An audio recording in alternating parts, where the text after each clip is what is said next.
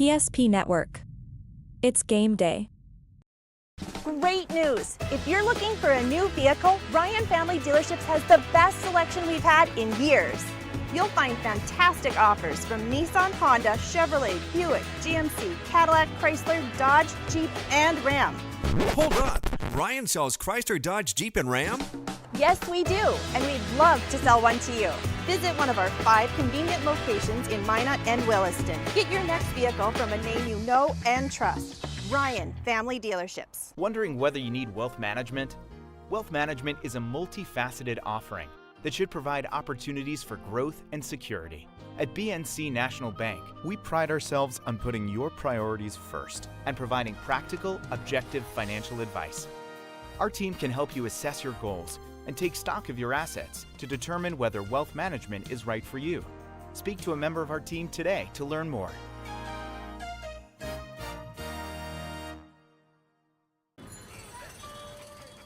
That sinking feeling you get when this happens? That's oil change-anxiety. The anxiety of being without a car with a billion things to do. The fear of being overcharged. The stress of not knowing where to go or who to trust. But you never get those feelings at Valvoline Instant Oil Change, where you can watch us work right from your car, and we finish up in about 15 minutes. We changed your oil and did our 18-point safety check. Valvoline Instant Oil Change. Service you can see, experts you can trust. When it comes to your car, you need someone you can trust. Someone who cares about your safety, your budget, and your peace of mind. At Trusted Tire & Auto, trust is more than just a word. It's at the heart of everything we do. We're a local business, owned and operated by people who live and work in this community. And we believe that by building relationships based on trust and care, we can make our community a better place to live and drive. Trusted Tire & Auto, where trust, care, and community meet on the road.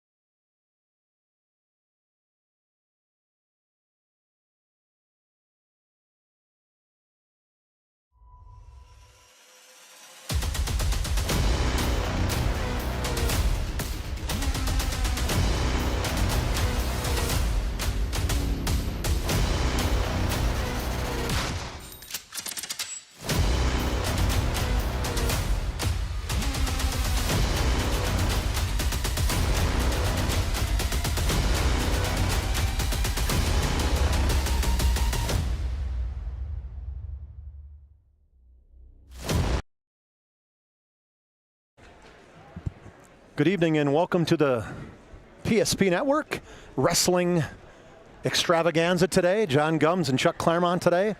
And get that standings off of there. As you get a chance to take here, let me get this camera changed. Look, TD, we got the wrong camera. Oh, there we go. I'll use that one for now, and this one is not working. Anyway, sorry about that. We're just got some little technical problems taken care of. We're trying to get all these cameras set up.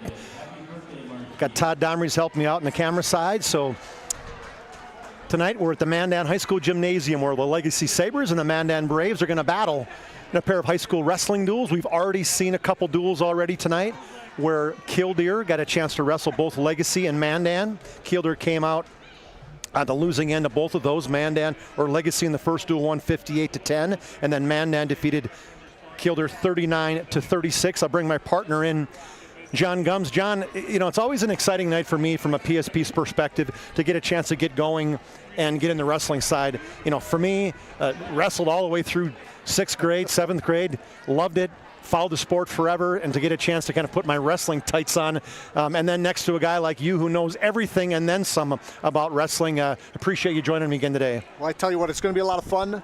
We basically tonight are going to see some young wrestlers, you know, sparring off. But it is going to be exciting. You know, it's still early in the season. You know, I look back when I was first wrestling. These guys are still getting in shape. You know, they're still, their heart's going to be beating pretty fast.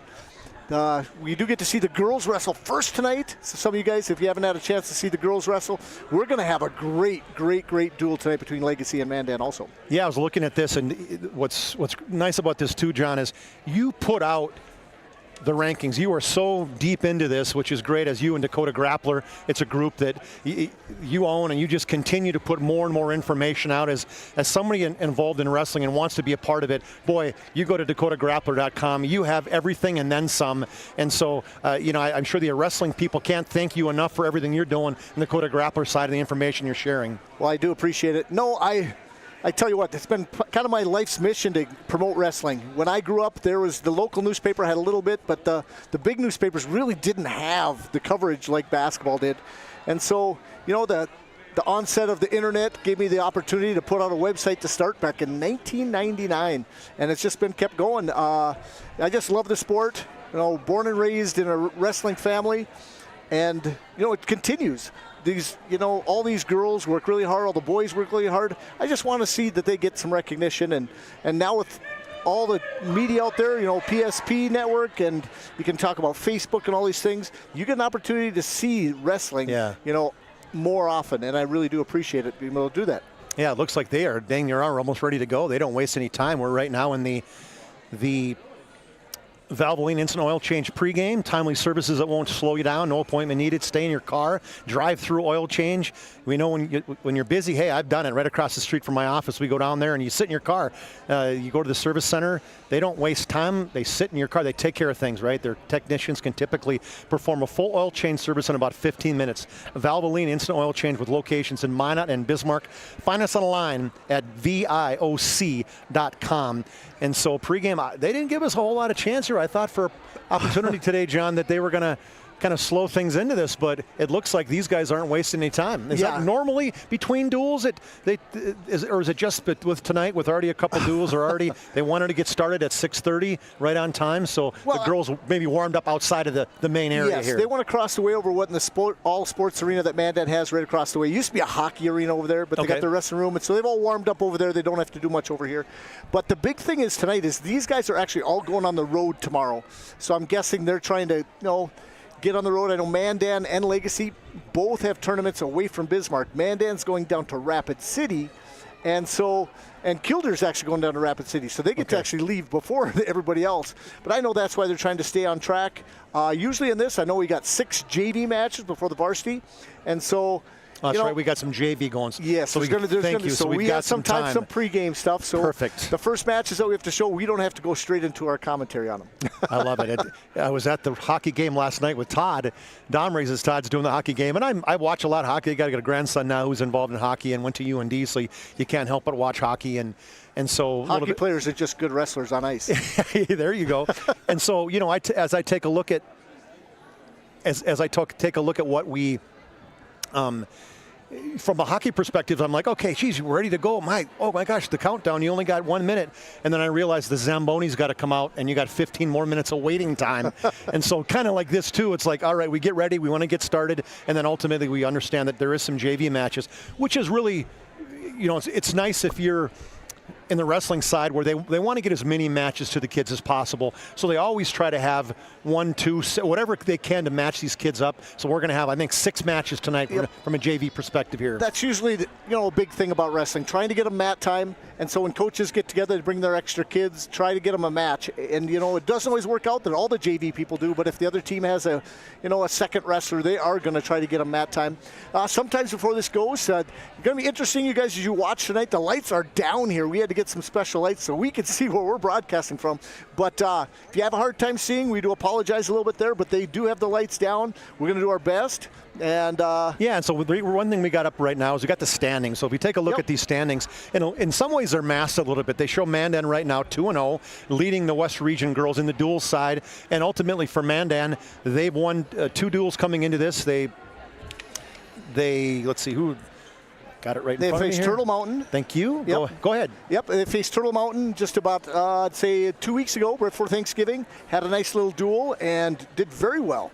And then last week, Mandan had another duel where they faced against, I got to think about it. Century, and they beat the Century girls. Yes. Yeah, 53-12. They beat Turtle Mountain 48-18. So Mandan's been wrestling very well. James Porter's their head coach. And they try to get some duels in early. Yeah. And it all matters, you know, as the schedule goes, you get some of your competition sometimes early that is easy, and then sometimes this is by far the premium matchup because Legacy is one of the top teams, if not the top team in the state of North Dakota. Right, and we take a look at Legacy. Legacy sits down here at number 8, but clearly it's mass because when you think of Legacy, they had one match. They lost to the number 1 ranked team in Bismarck High. And so I remember last year, that was the first match we did, 37-36. And what a barn burner that was, where Legacy girls defeated the Bismarck High girls on a criteria, right? Yeah, that is exactly right. And so Bismarck High came back, beat them this year, so that's where the standings are right now. So we'll take that off as we're looking at it right now. And so as we get into this pregame, let's do it. Let's take our first time out, pay some bills. We'll take a first time out on PSP Network. When we come back, we will give you a little bit of bonus coverage. You'll get to watch some of the JV coverage, and then ultimately we'll get into the live coverage probably in about 15 minutes. So we're in the Valvoline Instant Oil pregame. You're listening to the PSP Network. Your business or your home, across the town or across the country. We know it can be stressful. To ensure your possessions arrive on time, intact, and on budget, make your move with Jobbers Moving and Storage. Jobbers can help you with every aspect of your move. With our efficient step-by-step approach to move management, we can tailor a plan to suit your needs and schedule. With locations in Bismarck, Fargo, Minot, and Aberdeen, Jobbers Moving and Storage is your choice. Visit jobberswarehouse.com. It's Jobbers Moving and Storage. All right, bring it up. Come on. Someone's got to call a play. All right, let's go. I right, zoom, spider 2, Y banana. You don't like that one? Okay. I right, 40 power? No. You don't want that one either? All right, go kick off. Get out of here. Let's go. First Western is your independent community bank with all the online conveniences you want and an experienced team you can count on. First Western Bank and Trust. You can bank on us. When it comes to your car, you need someone you can trust. Someone who cares about your safety, your budget, and your peace of mind. At Trusted Tire and Auto, trust is more than just a word. It's at the heart of everything we do. We're a local business, owned and operated by people who live and work in this community. And we believe that by building relationships based on trust and care, we can make our community a better place to live and drive. Trusted Tire and Auto, where trust, care, and community meet on the Welcome back to Mandan High School Gymnasium. Chuck Claremont alongside John Gums, and thank goodness for my good friend Todd Domrys. Just came back from Fargo today, and he stepped in, and he's going to be our camera guy. Instead of having a static camera that we've had in the past, TD's got not 1, not 2, but 3 cameras hooked up today, so we're going to get it from every angle on the wrestling side. So appreciate TD and the help he does in production, and Nick Holberg back at the studio, if you want to call it, in Minot, the owner of PSP Network, getting going. We're in the Valvoline Instant Oil Change pregame show, and I'm just about to have some bonus coverage, so don't freak out that you're seeing what's going on here. I'm going to take each team's record off of here. Whoops. Let's take that off of there. And so this is going to be some JV matches, and I think you've got the list of the JV matches. So yes, I do. The 6 matches, once you mention who they are today, and then as they're going in the background, if you get an opportunity to let the audience know who specifically is wrestling, you can do that. Yes, definitely. Our first match tonight will be between J.C. Peterson of Mandan versus, looks like Legacy's. Let's see here. You got Bernie Jean Francis. All right. The first match here. So we'll have another one. We'll have, I apologize on some of these names, but we'll have Adeline Simmons from Killdeer girls wrestling team. Will wrestle against Kalu Burja from Legacy, and then we'll have Danica Mint from Killdeer, also wrestling, versus Legacy Sophia Johnson. We'll have Lily Boone from Mandan wrestling Legacy's Bernie Jean Francis. And then we'll have Lizzie Hook of Mandan against Allardyce Simmons from Killdeer. We'll have Leela Bellin from Mandan versus Danica Mint from Killdeer. So we do have 6 matches in the JV that are just going to start right now. Yeah, so we'll kind of let those run in the background, and we'll talk about, one thing I want to bring up too, as we're talking in the pregame, is there was a change this year in wrestling. There was 14 weight classes before. They've switched down to 13. Talk a little bit about that, John, the change that's made and how it's affected North Dakota's wrestling program and why they did it. Sure. Well, the National Federation of High Schools, they got together and they were doing a big survey across and doing weight checks on all the wrestlers. And they made suggestions on changes in the weight classes.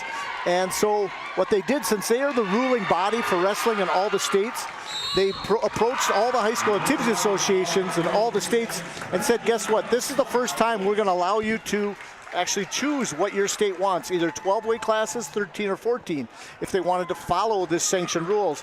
And so every high school activities association approached all the coaches associations, and then the states voted. So then North Dakota, they've been wanting to go down lower weight classes for several years, especially at the Class B level. And most of the coaches were throwing around, maybe at the Class B they go to 12, and maybe in the Class A they would be 13 or 14. Well, our High School Activities Association said, no, we have to be the same number for both Class A and Class B. They didn't want to have it different.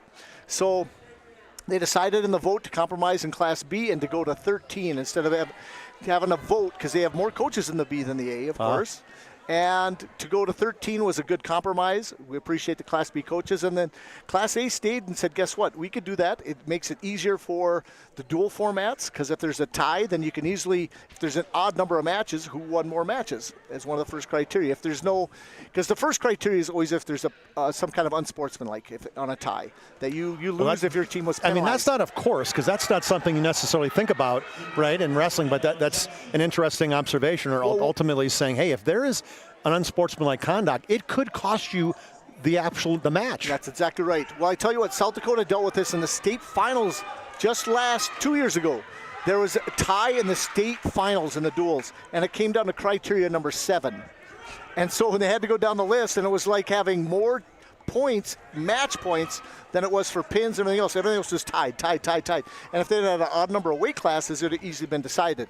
But 36 to 36, and Pierre ended up coming ahead because one guy got a couple extra takedowns than the other. That's crazy. So it was crazy finishes. But South Dakota, when they took their vote, they've wanted to go down weight classes too forever. But then their vote, it came down that they went to 14, stayed with 14 weight classes. So Jeez. It's crazy. Minnesota is the same as us. They went 13 weight classes. Even Minnesota, a very large wrestling state. Montana, they basically are an unsanctioned state. They don't get to have a representation at the national because they actually deem their own weight classes. They still have the lower weight 103 weight class, and they spread it out and have different weight classes across Montana. And our North Dakota wrestlers wrestle both places, right. South Dakota and Montana. So that's good to know. And so one thing tonight as we take a look at these coaches too, we said James Porter's in his 3rd year at Mandan, and then Rick Ripplinger, he's in his 2nd year at the Legacy Sabres. Tell us a little bit about these two coaches and their history. Yes, well, I tell you what, Rick has been around forever. He's been a referee. He's probably going to be in the North Dakota Referee Hall of Fame. He's been, involved in the sport. His son was a 4-time state champ, I believe, for Bismarck High.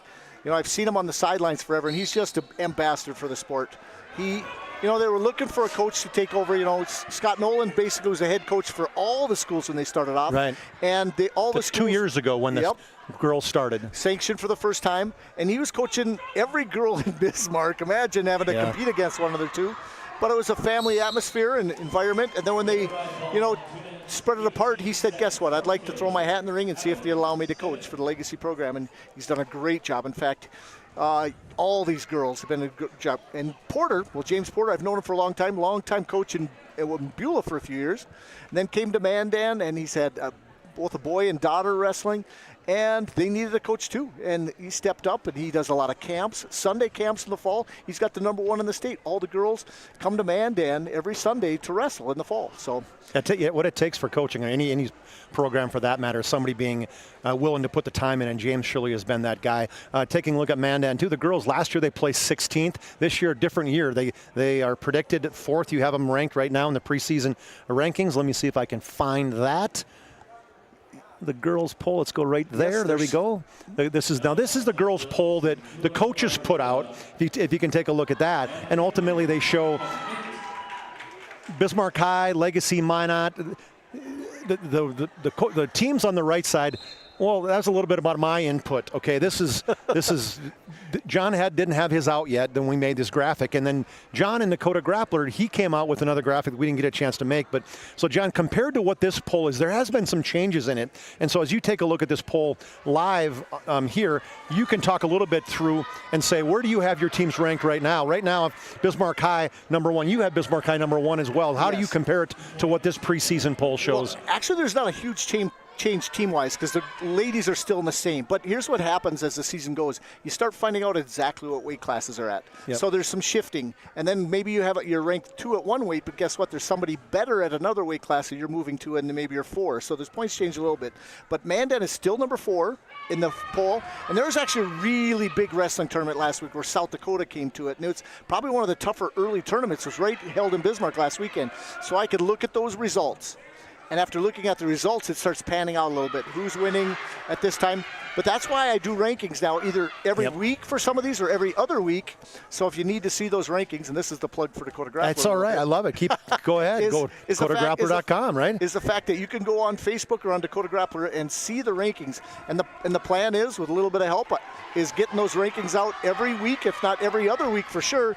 And I just talked to Scotty Nolan, who was doing the rankings, and we are going to have some coaches also involved in the girls, and we're going to send basically a little questionnaire out to all the coaches every week to who you think has improved or won big matches, and then we can change the rankings based on that too. That's awesome to do. And I know with the other sports, they get a weekly change, and with wrestling, it's not quite as weekly. But with you and your son now graduated, and you having a little bit more time to potentially want to spend what's just happened down in the match. Yep. In fact, there's just still some JV matches going on here. So and I was just going to say, I thought maybe you knew. Nope, I wasn't paying close enough attention. That's all right. No problem. I thought you gave me the whoop comment, so I thought you were a pin. Whooping it. Always excited on the pins. Absolutely. So let's take another break. When we come back, I want to talk about that first Bismarck Public School tournament, the BPS tournament they call it. Maybe it's not the Bismarck Public Schools, but ultimately that's where you said a lot of these girls got a chance to wrestle a lot of matches, 5-6 matches for each of them, and we'll kind of talk about that after we take this next break as you're listening to High School Wrestling on the PSP Network. Every 10 minutes, 3 people in the United States will die from a preventable incident. More people are dying on our roadways and in their homes than ever before. But that's where the North Dakota Safety Council can help. Safety is our mission, from the workplace to any place. We're a private nonprofit that offers more than 150 training courses that are dynamic, hands-on, and effective. From CPR and first aid to driver safety and even workplace violence preparedness, we want to make sure your loved ones come home safe each night. Go to ndsc.org to see how together we can make a difference. Bank can be transformative for your small business. The best bank for your business will offer competitive fees and so much more. At BNC National Bank, our team is proud to offer you a helpful, supportive, above and beyond banking relationship. Starting to stress about the complexities of qualifying for a small business loan? BNC can guide you through the process with much less stress and likely far more success. Speak to one of our team members today. Whether you're looking for a full-service financial plan or planning for farm or business succession, Planning Team Financial Advisors is here to help you work toward achieving your financial goals. With locations in Bismarck, Garrison, and Center, our full-service team of professionals are dedicated to helping you work towards achieving your financial goals. Visit us online, planningteam.com. Securities offered through LPL Financial, member of FINRA and SIPC. Investment advisory services offered through New Edge Advisors, LLC, a registered investment advisor. New Edge Advisors, LLC, and Planning Team Financial Advisors are separate entities from LPL Financial.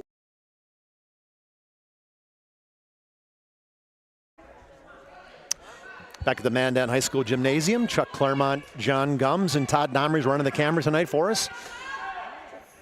26 or 27 years TD and I and Woody been doing these things together. It's crazy that how much of a team group. And John, is my second year or third year with you in some of the high school wrestling. And I can't tell you how much I appreciate you being here and being supportive of this and being a part of PSP. I know that you actually, when you get through a year, how many matches are you actually televising or live streaming through your Dakota Grappler site a year? Well, usually what I do is I do a podcast every Wednesday, and that I interview coaches from both North and South Dakota. Live stuff I'm still getting into. I was so busy as a parent the last few years. I usually did the finals, a couple tournaments that weren't being broadcast.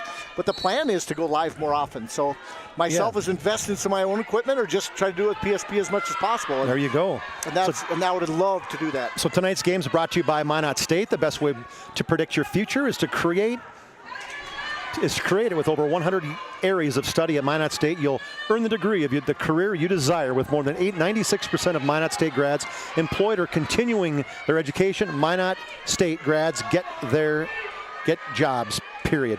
Also, Roger Ward Moving and Storage has been proudly helping the region with their moving and storage needs since 1942. Find them online at rogerwardmovingandstorage.com to schedule a move or to find a quote, rogerwardmovingandstorage.com. So let's talk about the Bismarck event that was last weekend, the Bismarck Public School Tournament. And that was a big one. I mean, the third season of girls wrestling right now where the talent, it's kind of it's exploded across the state, right? There is girls that have gotten into it. It's kind of one of the fastest growing sports that's out there, that's been around, and it's great to see another opportunity for girls to get a chance to get involved in sports in high school, and then obviously the opportunities from there getting into college are huge. So as we look at this first tournament of the season, talk us through that tournament. Yes. The results. We have in front of me. Go ahead and talk through the results as well. Definitely. Okay, so this tournament had 25 teams. And so that's counting some of the best from South Dakota. Pierre was there, and in fact, Bismarck High beat Pierre, and Pierre's been the two-time returning state champs out of South Dakota. And we had right in the mix. Bismarck won that tournament, scoring 217 points. There were actually about 270 girls at the tournament. So 270 girls, that's phenomenal. In fact, when you start looking at the whole mix of these girls, we have nationally ranked wrestlers in North Dakota. That's, when we just started, how hard could that be? We'll get to see one of them tonight, Phoenix Linseth. She's ranked number 18 in the country right now. I think there's 3 girls, right, in the state of North Dakota ranks nationally. Araujo, yep. Araujo, yep. LJ's sister. Call her. I mean, she could have more titles than he could by the time she's done. Isn't that her goal? So true. In fact, she was nationally ranked before LJ was, which is probably a little bragging point for her. Julia, right? Absolutely. Yep. And Julia's got 2-time state champion. Yes. And she's. Then we have Alexis Schneider out of Napoleon that's also ranked nationally. Yeah, and so there's just a lot of matches that ultimately each girl that participated ended up getting 5 or 6 matches in, and all the way down to even obviously get matches they didn't necessarily have placing matches, and so coming into this, each girl that's wrestling now tonight has somewhere in the range of 5 to 8 matches, probably considering the duels. Yep. So it's still pretty early in the season. Well, most of these guys have a goal of getting between 30 and 50 matches. That's pretty much the goal. But we have injuries, we have other things. But right now the competitions are getting bigger and better. And just mat time, getting experience. I see just a huge improvement from all the wrestlers as the year goes. They start solidifying the moves that they're good at. Countering the moves that the other people are wrestling. And you can hear the parents going crazy. Well, and the kids too. That's what's exciting about this is, it's a packed house here tonight. Yeah. I mean, it's not like it's standing room only, but ultimately there's a lot of people here watching these 2 duels of the girls, and it's the JV games going on right now. So it just shows you the excitement that the wrestling has right now in the state of North Dakota. And considering you mentioned girls and boys that are ranked in the national level, that wrestling in North Dakota has been big. We know from the boys way back to the ages of way back when. Fan base in North Dakota, though, this is about as big as we've had in the state, just for the fact that if you're adding another 300 wrestlers to the state of North Dakota, you have another 600 parents or more. That's just counting varsity. That's not counting JV and all the other things. No, it is great. And one thing these coaches are doing too, they're actively recruiting. Yes. Right? I mean, surely on the girls' side that's really what's happening is they're going out there. There's some girls that maybe hadn't thought of it necessarily because in some sports you're thinking, hey, I can't go out for high school basketball unless I played basketball since I was 6. That's exactly Wrestling's right. A little different than that. Yep. And the advent of girls wrestling has allowed some girls who've never gotten a chance to play basketball, who still love sports, to get out there and just try something. I've always said, guess what? My younger sister, she was tougher than I was. Pound for pound. That's saying a lot. And pound for pound, I tell you what, I wouldn't have wanted to mess with her if she was my size. She was like a cat. She was mean. She was mean and I don't know your sister's agile. like. Oh, and I wish she was watching tonight. She'd probably say, yes, I was. She'd probably but text here's the you, whole right? thing. I didn't have any brothers, so my dad had me practice the moves on my sisters. And my older sister, she didn't like it so much. So my younger sister would go, yes, I'm going to come and take you down. But it was, and I tell you what, she would have fit right in. She would have loved wrestling. And yeah, so there's certain people that like to have contact. It's different. Now, wrestling isn't for everybody. I say that right away.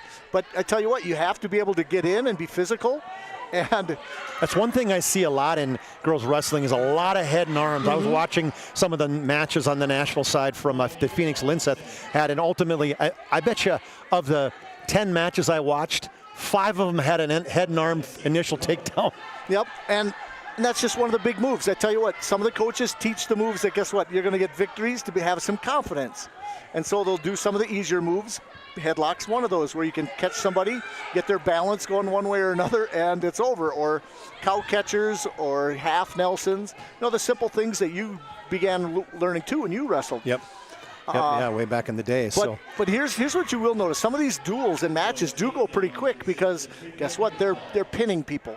They're still learning how to get off their backs. Right. You know, I'd say that they're back heavy is kind of one of those things I'd say that it's just that hard. It's new to try to roll off to one side and to get up off your shoulders. So you do see a lot of pins, and some of these duels go pretty quick. That's why we have one of these what we call running schedules.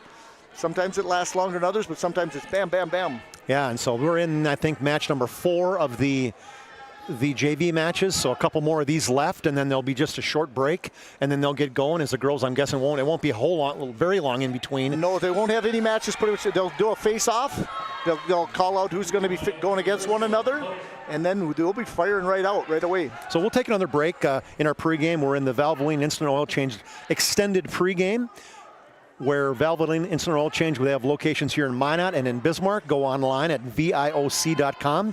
Check them out. We'll take a break, and when we come back, we'll talk a little bit more about this, and maybe we'll probably touch on the boys just a little bit as we're into this extended pregame. You're listening to High School Wrestling on the PSP Network.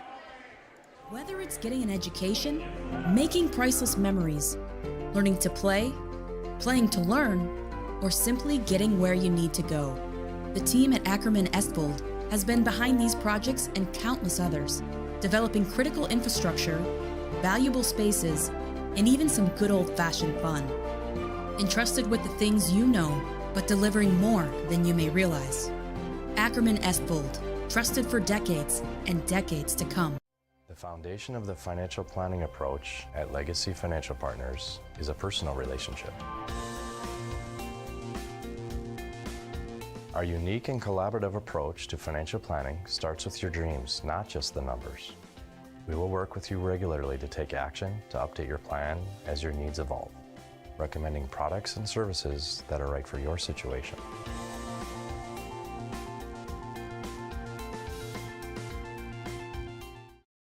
An injury can happen anywhere, at any time, to anyone. It's not really something you can schedule on your calendar. But when it happens to you and it's not your fault, there's one law firm to remember. That firm is Schweigert, Clemeen, and McBride. We live here and take pride in helping our community.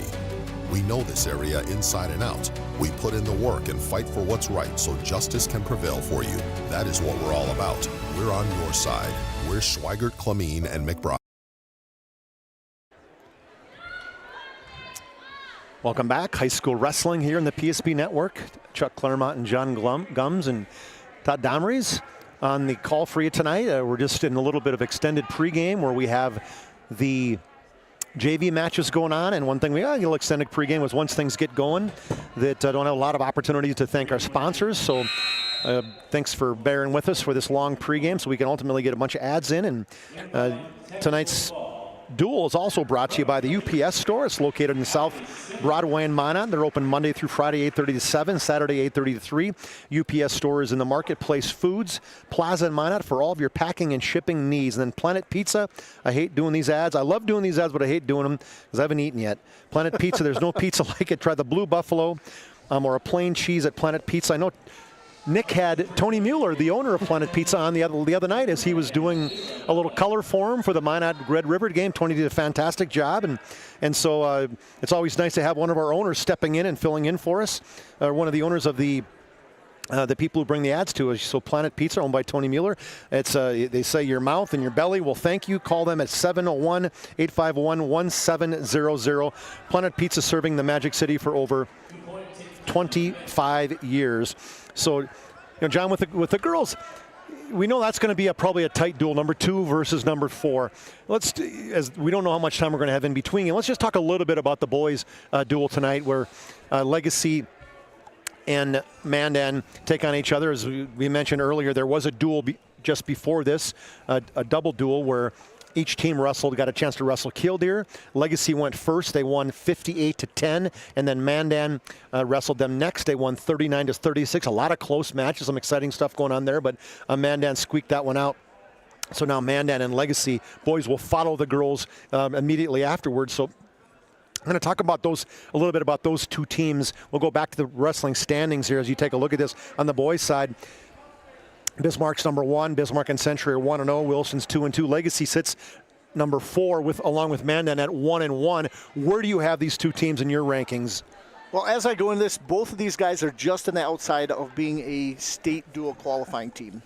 Legacy actually has a little bit better chance as they spread out their team. They were pretty young, but as I watched the duel tonight, I tell you what, they really came out like barn burners and looked really good against Killdeer. Mandan's a little injured right now, has a few holes in their lineup.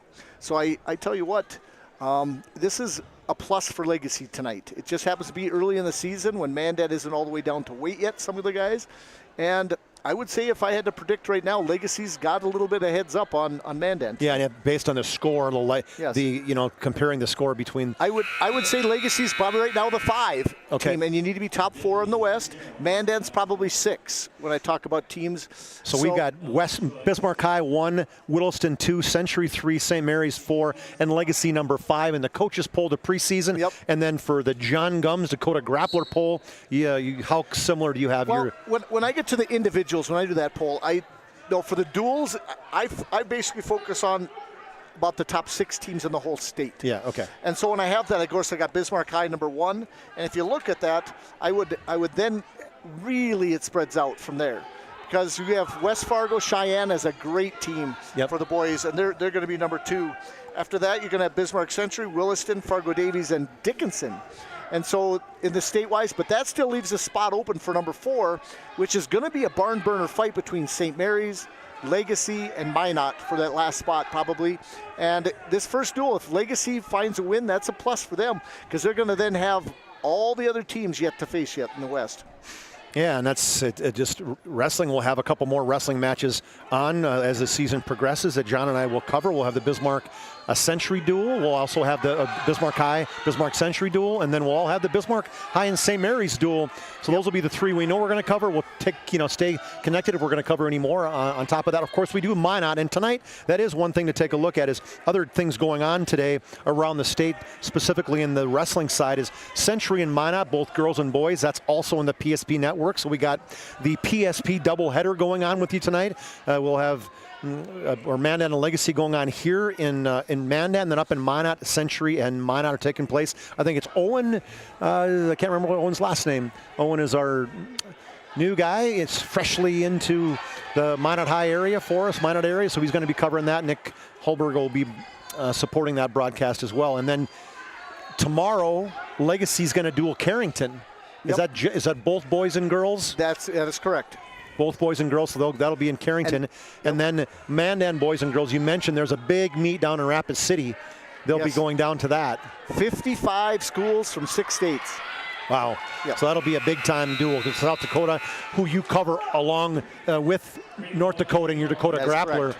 And so you are very well versed at the South Dakota teams. Well, going down there, I tell you what, when you bring in these teams from Colorado, a Bismarck native, Bismarck Century wrestler, Monty Trusty brings a team out of Loveland, Colorado area, It is a great tournament. In fact, if you can win that thing, it's a notch up on you, because that tournament is tougher than the North Dakota State tournament. Wow, that's amazing to say that. And then also this weekend, Maple Grove tournament, Legacy Boys will be going on to Minneapolis in that Maple Grove tournament. So lots of activity going on for these two wrestling in the wrestling community in North Dakota. Get a chance, if you're a wrestling fan, you got all kinds of opportunities to take a look at that. So I think we have one of our last matches on the, do you know who these girls potentially could be, John? Yes, this is the last girl. That is Mint from Killdeer and Bellin from Mandan. That is our last JV match. Okay, so after this one, then we'll be into the full regular live game, and we'll take one last break, and we've come back. We're in the pregame, the extended pregame, Valvoline Instant Oil Change pregame. You're listening to high school wrestling. Wow, what is wrestling? That's like a wrestling. We're down south now. We're down south, exactly. High school wrestling on the PSP network. Banking is some of the most important things in your life, and banking at the right bank is very important. We're really proud of our bank because we have great people, and our people are what make our bank go. We always want to treat our customers right and do the best job we can for them, and try to do things to help make our communities better.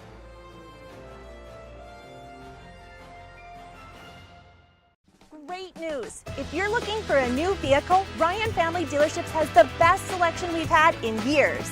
You'll find fantastic offers from Nissan, Honda, Chevrolet, Buick, GMC, Cadillac, Chrysler, Dodge, Jeep, and Ram.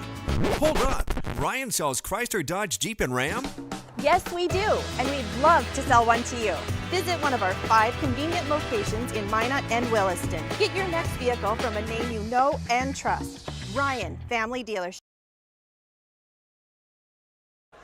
And here is the, what'd you call this? Let's go. This is live game now. We're off. Not in the Valvoline Instant Oil Change pregame. Now we have a, what do you call this? This is the face-off. Yeah, the face-off. The captains come out and take a coin flip. I was going to call it the face-off, and I'm thinking, am I confused with hockey?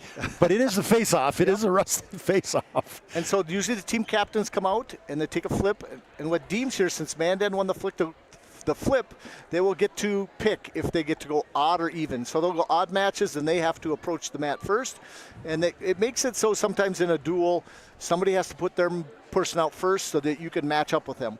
And coaches are strategic that way. Bismarck High has won state championships by winning the flip, basically in duels. That's crazy. It's amazing. And so Keely Kainoa, she is was the Mandan captain, and the Legacy captain, and the Mandan captain, and for Legacy, you saw Phoenix Linseth. I noticed her for sure. I couldn't quite, wasn't paying close enough attention to see what the other girl's name was, but ultimately we'll get things going here as the first match. They will start off at the boys are starting off tonight at, they're doing, I know at the 121, but so Keely Kainoa. Well, they're trying to do face-offs here first. Oh, perfect. I thought the match was over. Let's turn this in. Let's listen to what the... Yes. We'll listen to the PA announcer. We'll get locked into him. At 118 pounds for Legacy, Elizabeth Yabodi, Mandan is open. At 124 pounds from Legacy, Adrian Steidler. From Mandan, Liz Hook. Liz Hook and Adrian Steidler at the 124 match. At 130 pounds for Legacy, Morgan Schneider. And Korea Rays, Bailey Campbell. This is 130, Morgan Schneider and Bailey Campbell for Mandan will wrestle. At 136 pounds for Legacy, Aaliyah Cullinan, Mandan is open. At 36, Aaliyah Cullinan for Legacy will be wrestling, and Mandan is an open spot, so that'll be 6 points for Legacy on that one. At 142, Hannah Ryberg, I want to get a chance to see her wrestle. She was one, might have been our player MVP of the match when they wrestled Bismarck, but that's open for Mandan. Now we're at 148. Sophia Meyer for Legacy will wrestle Taika Heinert for Mandan at 155. BB Singthong, Mandan Marie Freilich at 155. That'll be the matchup. Wrestling at 170 pounds for Legacy, Kiara Sharfers, and for Mandan, Victoria Namonte. So Legacy, Kiara Sharfus Sharforis at 170 and Victoria Novotny 190. They'll be next. At 190 pounds for Legacy, Ivy Griffin. Ivy Griffin for Legacy. Laney Yoakum for Mandan. This is a Mandan home duel, so For Legacy, Phoenix Lindstedt. And for Mandan, Abigail Porter. So Abigail Porter, the coach's daughter, she'll come out and she'll take on Phoenix Lindstedt. That'll be a tall task for her. And for your Mandan trade, James Porter. Coaches, as we said, James Porter for Mandan and Rick Ripplinger for Well, as we start out this duel, Legacy. we had mentioned before, right away, there was going to be a great matchup. You have LaFrance, but she was a little banged up after this last weekend, and I wanted to see that match. Yeah, Brooklyn LaFrance. Yep. She's ranked number 4 in your poll. Yes, exactly, and Ubodi was ranked 3, so I wanted to see that match, and man, they just don't get to see it. So Legacy does get 6 points in that first match. So Emily Ubodi, who's ranked number 3, as you mentioned, just a sophomore, she will get the forfeit, so it'll be 6 points for Legacy side. Now we have 2 ranked wrestlers, number 1 versus number 3. So this is the match up that might be the highlight of the night. We can see what happens here. Yeah, the next matchup here is Alicia Kenfack, ranked number 1 at 106. And the captain for Mandan, Keely Kainoa. So number 1 and number 3. Yes, it's kind of tough if you see from there color-wise. Mandan's wearing the white, as much white as you can see, black and white. Legacy's got a little gold on their stripes on the side. So trying to figure out which tie-up they're going to use. A little chicken fighting going on. Both are pretty young yet. The Mandan wrestler's an 8th grader. She was a state finalist last year. Man, she is a goer. She's one of, like I always said, she has got a gas tank. She just keeps going and going. Sometimes she gets herself in trouble, and that's being a young wrestler yet. But man, she never stops. And that's kind of the same thing with Kenfeck too. She also just in the mix all the time. So we're going to see how they play each other here. A little single leg sweep, trying to get that takedown. Picking it up. Can she finish? Can she trip her, right? That's kind of the connection right now. Pretty much, yep. A nice sprawl and a whizzer.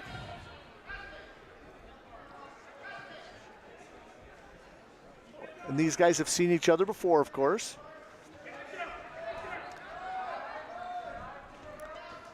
There's 51 seconds left here in this first period. No score. Alicia Kenfack for Legacy and Keely Kainoa for Mandan. And so you can see the gold now. They're both have black. The gold for Legacy and Mandan is on top right now, and they have the black with the silver or gray trim. Off the mat, they'll reset up in the middle. One thing I've noticed with girls wrestling too is some of these girls are mean. You know, I mean, it is. They get after it in terms of this chicken fight. And I was watching the Lindsay match, and man, they were really getting after it in terms of, you know, pushing off each other. And oh, they work hard, and they are aggressive. Now these teams right now, Kenfeck is undefeated. She's 9-0 on the season. And that's why she is the number 1 ranked wrestler. She is hard to beat. Her technique. You notice she's got a nice, you know, shot, but she didn't quite finish because that's the competition. These guys faced each other first round of the tournament last week. They drew them in, and Kenfeck won 9-0. So this is a kind of supposed to be a little revenge match here for Keely. So Keely will be on top. Yes. Kenfack will be on the bottom as start the second period. What I want to see here out of Keely and Kenfeck, these two are just to go and to try some new moves. They're going to see each other several times during the year. There's a nice little escape. Escape 1 point for There's really no Kainoa. feeling. Oh, geez, cow catch her a little bit. Try to toss her to her back. It's on the edge of the mat. Kenfeck scoring the first escape point. 1-0, Kenfack is lead. In a nice front head position here. Trying to pull her toward on the mat a little bit, off the edge. Trying to throw toward, oh, nice, deep cow catcher throw. It's got this deep half in. Mandan's in trouble here. Bridging underneath in the bottom there is Kainoa. And that half is deep. She's lifting the head off so she can't bridge. Great technique for the legacy wrestler. 1 minute left in this. That's a long time to fight this one off. So you got back points. Yep. Oh, and there's a fall. There's the fall. I tell you what, aggressive and strong move. 3:07 officially. Shows everybody why Alicia she's number one. Kenfack, yeah, and absolutely. So 6 points there for Legacy. She's also my number 3 of my dynamite wrestlers in the state and girls overall. That's pretty good out of a freshman. She is aggressive and fun to watch. Yeah, that was a good match there. And so when you're pinning the number 3 ranked. Yes.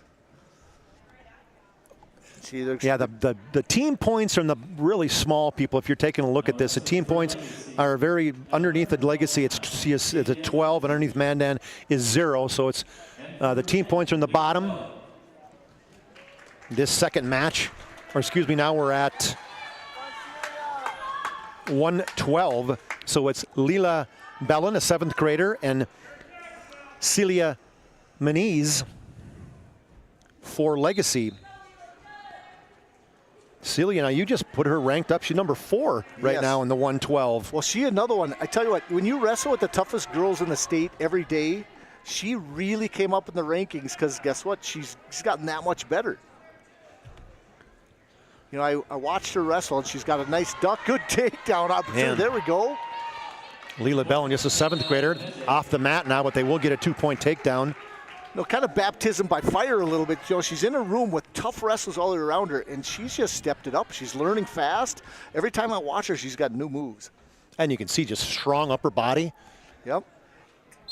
And when you talk just a 7th grader, yeah, that's crazy. How much better you can get. Breaks her down, really good control on top. I mean, just completely overpowering her.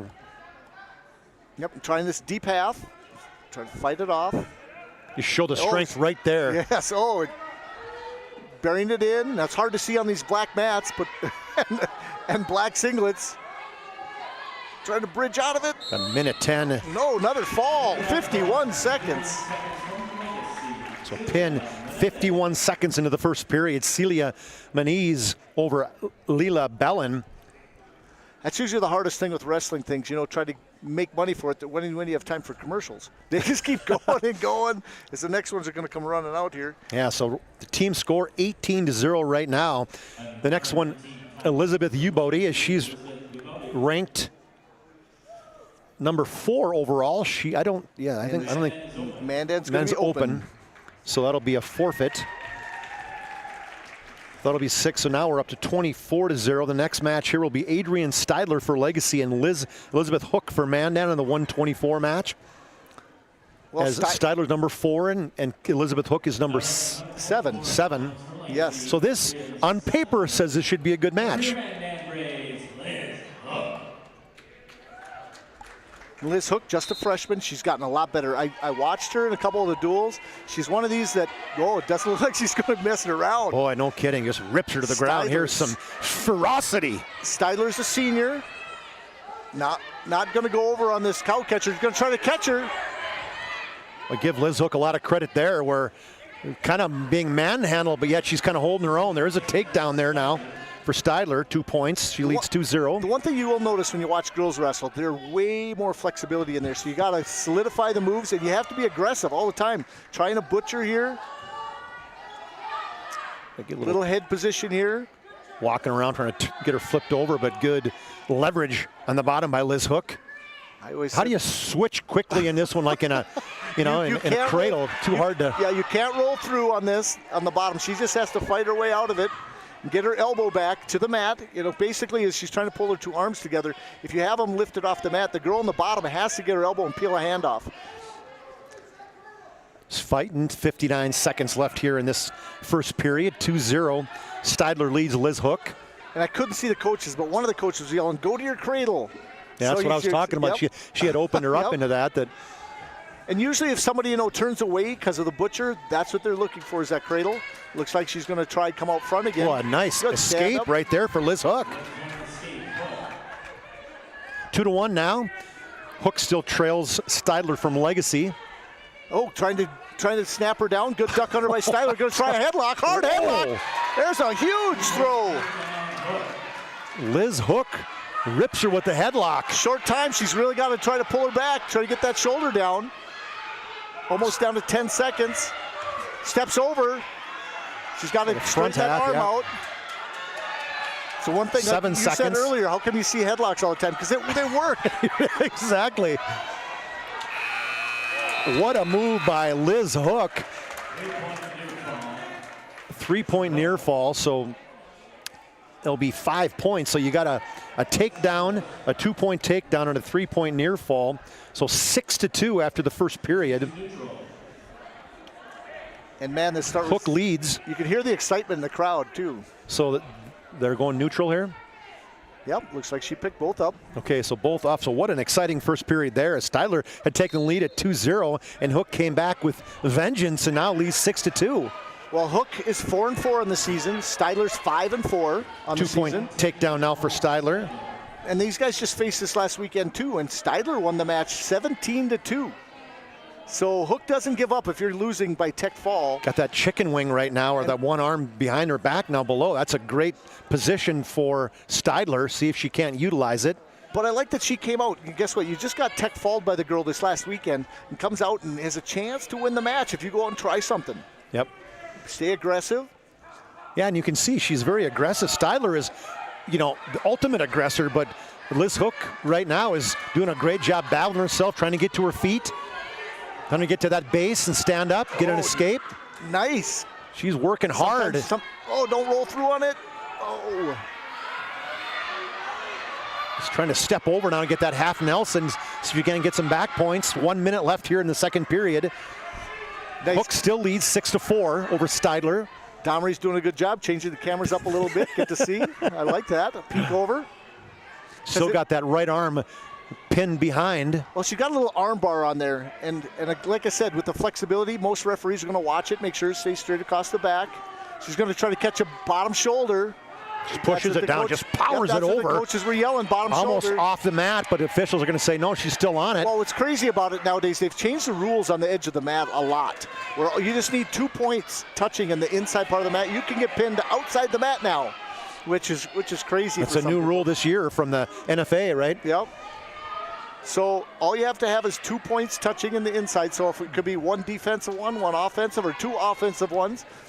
10 seconds left in this second period. It's 6-4, but we'll see what they give her if it's 2 or 3 points. They haven't motioned it yet. There it is. So she's going to they give her 3. Okay, so pinning combination.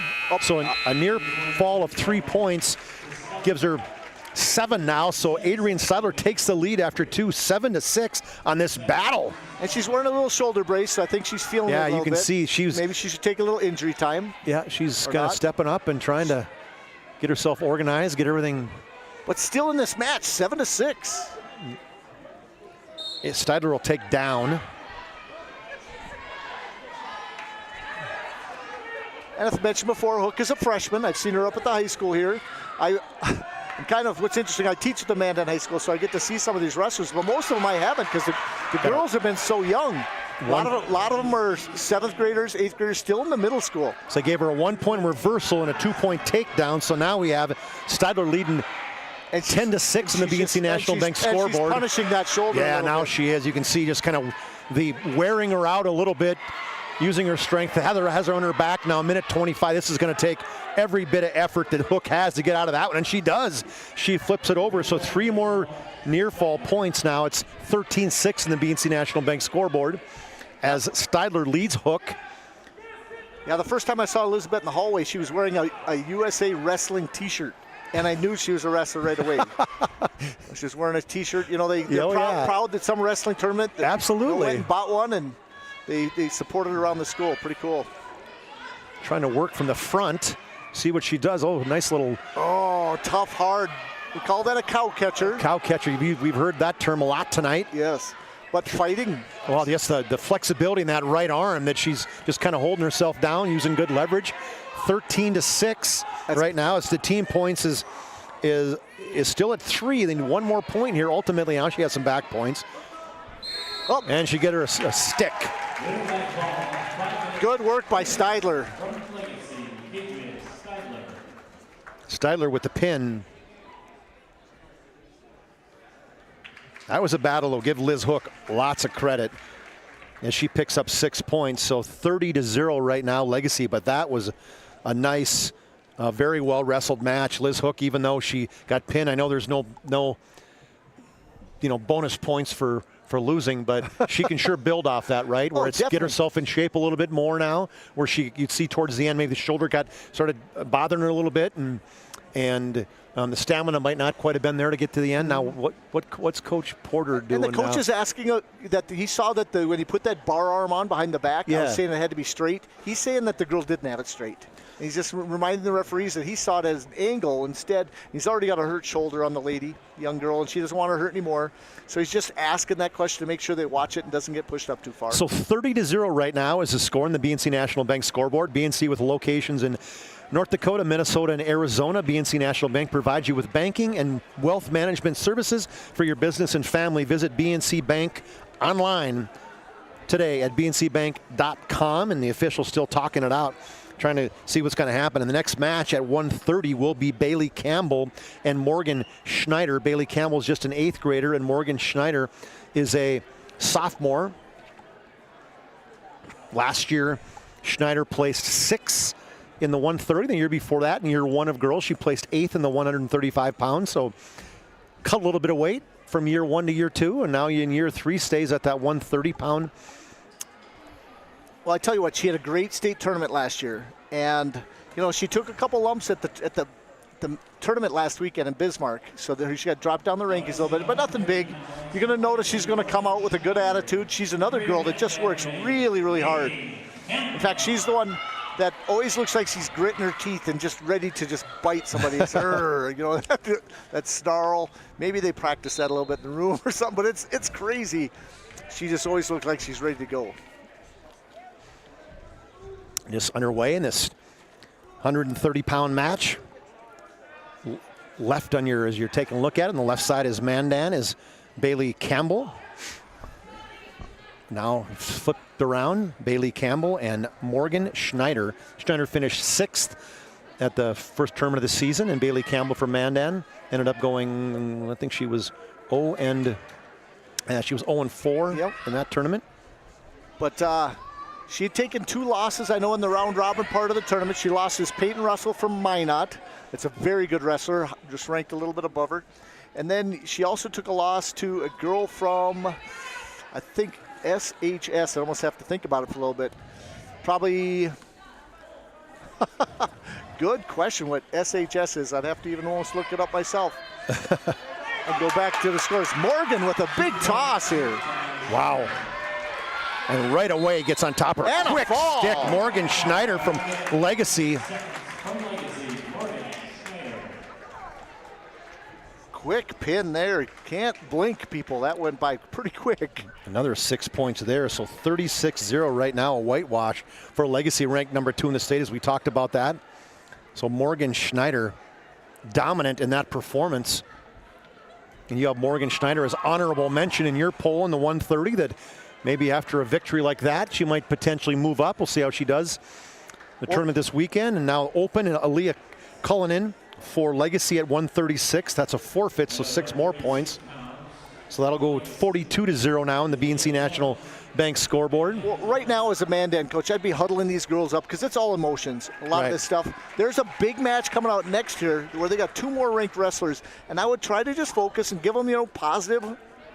I know Mr. Porter, James Porter, is one of these majorly positive coaches. So that was Hannah Ryberg at 142, who got the victory there for Mandan, got her arm raised. It's one of those where you get close to the girl because it's loud in the place, and you just go out and do your job. Guys, it's only your match. Let's see what you can do here.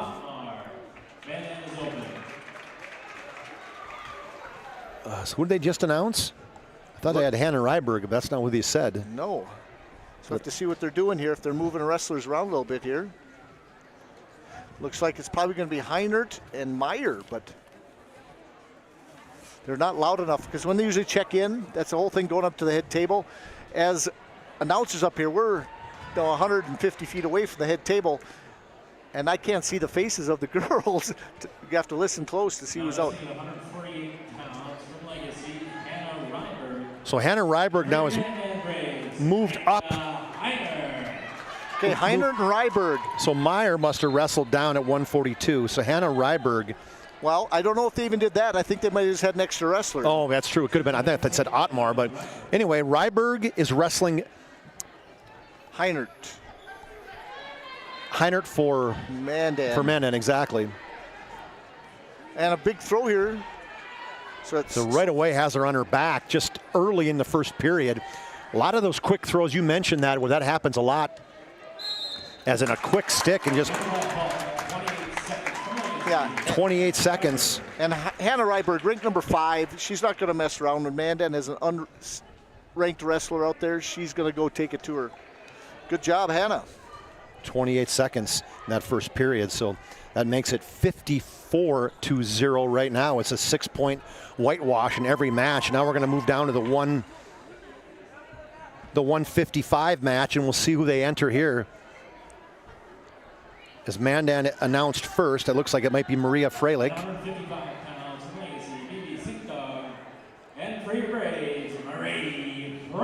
Yeah, Marie Freilich and Bibi Singthong for Legacy. This is the 155 match. BNC Bank scoreboard has Legacy leading 54-0. 2-minute periods in this first period here. Yep, headhunted a little bit in this first period, trying to do some snap downs, some duck unders. Locking up a headlock. This could be dangerous. Nope.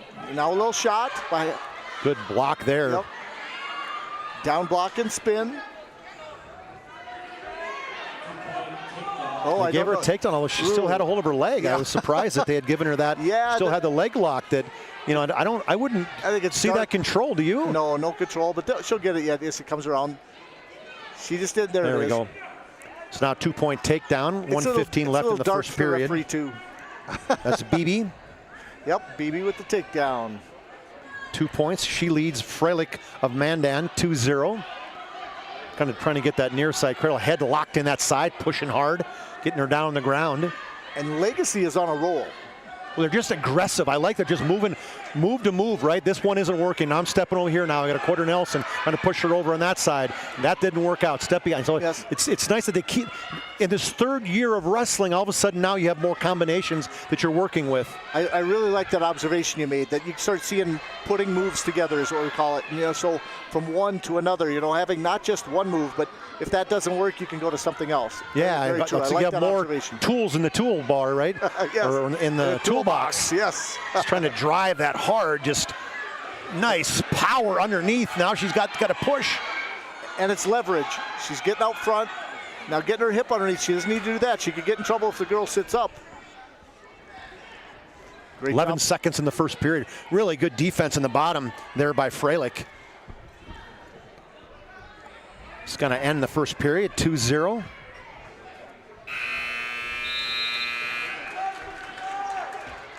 Good action in that first period. Choice for Freilich. Freilich looks over at her coach and says, oh no, I'm sorry, that's Singthong. Coach, what should I do? Coach Ripplinger says neutral, right? Yep, both arms up. We'll take neutral. And she's laughing about it. Like, I'm waving back at the coach. Yeah, like, how's it going? I couldn't see you in the dark is what she actually said back. She says, where were you? I was over here, there, and she waved. She got down in a starter position. This is a busts out with a headlock. Reverse headlock, but no. Oh, the other blocked it. She could step over. Heinert scores. Heinert blocked that. No, Freilich did. Blocked that and got a 2-point takedown herself. See how she can operate on top. Good activity on the bottom there by Singthong trying to sit out. Pushing that head down. Yep. Sit out initially, kind of getting yourself started here. Get that escape, working the hands off. Good hand control. Trying to get a hold of something. So I like the short sit. You don't get to see that very often. Now we got the crowd into it. That's old Class B wrestling. You know, the old Coach Ripplinger from Rugby, North Dakota. Like to see it. 1:10 left here in the second period. It's all tied up at 2 between Bibi Singthong and Marie Freilich of Mandan. Chuck Claremont and John Gums and Todd Domrey's doing our camera for us. He's got a clasping in there. Warning her, right? Now a little, still not the escape yet. They're going to... doesn't, you don't blow a whistle on that. That's, again, these referees, she's still pretty new. So, but when somebody stands up, you have to let them continue the move till they, stop the match. So Sing Thong gets an escape. Nope, no escape, just a penalty point. Oh, it's a penalty point. Aha. Yeah. And so that's a little talk I'd have with the referee later, saying, hey, you got to keep going. And Ripplinger probably will. He's a referee for many years. He's going to tell you, anytime there's a penalty, unless it's potentially dangerous or illegal, or it's going to hurt somebody, you keep wrestling. And you can always give that penalty point later. Set out by Sing Thong, but good control by Freilich. So Freilich got kind of lucky getting back up on top. She's done a good job controlling her this entire second period. Chin drop opportunity there, just missed it. Breaks her down. I hear Coach Porter Young, try your butcher. It's crazy how you can pick up on certain coaches' voices. I could pick my dad's up across the gym. I wouldn't have to look when I was wrestling. Oh, flips her on her back as she tried to sit up. Doing a little tilt. Oh, no. Got a 1 count, which is not quite good enough. 4 seconds. This one's going to end up going to go 3-2 after this period. At a battle, BB Sing Thong 3-2 right now. She was on the bottom that entire period, but yet she gets a penalty point for clasping. Well, these are the type of matches that these girls actually need the most. Close matches that go the full amount of time, all 6 minutes, gets them in better shape. They start having to think at a different level. If you score, if you're down, you have to remember what the score is. Yeah, you have to think of different moves when you get tired sometimes. I'm surprised BB took down him. She was down the entire 2 minutes of that period, but yet she still took down. And great control by Freilich. Too bad you don't get any riding points anymore, and then in this level. Yeah. She's going to have to get her on her back and get her some back points. And the coaches, and actually it was Mandan's choice and had her pick top. So, because Freilich. Oh, I got you. Okay. Because Sing Thong took neutral last time. You're right. And that's the thing. The coaches have been so close to getting this tilt. Trying to get a tilt here, yeah. And she's trying to put her later. She's getting a tilt. She's got her beyond 90 there, 45. Wow, nice move there. Throwing the legs in. See that one very often. No. If I was the coach, I'd say, hey, you got to roll hard the other direction, but now she's rolling herself straight to her back. She might get a pin even. She throws a half on and steps on top with the pressure. She could get a pin. 1 minute left holding on to this one. You're going to get 3 back points, correct? Oh, yeah. She has Obviously, she hasn't given it the same combination. She's now controlling the arms above the head, trying to get a half in here. So the score shows 3-2, and it really is 5-3. Yep. 45 seconds now. And she's kept those legs in. Good control. Boy, just good power right there by Freilich. The wrestlers just have to watch. The referee, she doesn't stop this match for nothing. There's no illegal moves. And there's not a stalemate. No. And this, when you're in a potential pinning combination, she can hold on to it for 25 seconds. I would tell the coach, stay right there. Right. Don't move. Don't try anything else, right? And right now, if I was Legacy's coach, I would do exactly what she's doing. Roll into it and try to roll through because she was stuck kind of on her hip. 13 seconds left. Still have an awarded point now, 3 points. Now it's officially 5-3. Now she's 7 seconds left. Half in. I would say stay behind the arms. Don't do anything crazy.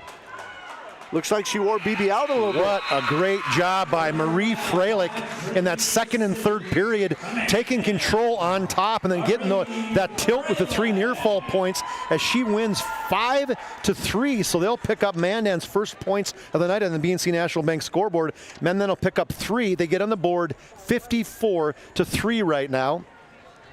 This game tonight, or Matt Duel tonight, is brought to you by Prestwich Orthodontics. Prestwich Orthodontics, specializing in braces and Invisalign for all ages. They offer 0% financing and free consultations, virtual or in office. Enjoy professional treatment in a fun, relaxed atmosphere. Check them out at minutbraces.com. As we wait for the next match, we'll get one more add in. Mason Kramer Photography, game action shots and senior portraits. Mason Kramer Photography delivers some of the best work imaginable. Find Mason Kramer online and on all social media platforms. So announced here at the 170 is Kiara Sharfurus for Legacy, and for Mandan, Victoria Novotny. Well, it's kind of big getting that donut off the board. You don't want to see it. Everything was going Legacy's way. And then all it took was just one quick turn, a change in position, and Mandan took control of that last match. So Novotny, just a 7th grader. Nice double. Novotny gets a 2-point takedown in the first period. She leads in the BNC scoreboard, bank scoreboard, 2-0. Going straight to that half. Got to get a breakdown first. Well, there we go. Got her to hip. Oh, nice reversal. Oh, good reversal. Good switch right there. As a reversal for Sharforis.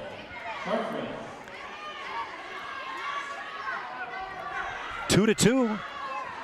1:11 left in this first period. Now it's her turn to throw her power half in. Oh, got to look away. And Legacy's on top right now, trying to dig in a new move, trying a little butcher. Got that bottom wrist. Kiera for Legacy sit back on in top. her. Ooh, good there job. We go. Face her up, try to get that. Got to stand up. Escape. Got a leg out in front of you. Nope. There it is. Oh, pressure. Get to the tripod there. Still working hard. Get that and right you can leg see out. both of these girls are still pretty new. Yeah. Well, 7th grade, she's could be her first year or surely her first couple. Yep. That power half, that didn't work. Good stand up here now by Novotny. Good turn. Novotny, a reversal by Novotny with 25 seconds left in the first period. Novotny takes the lead 4-2. Lots of action here in these last couple matches.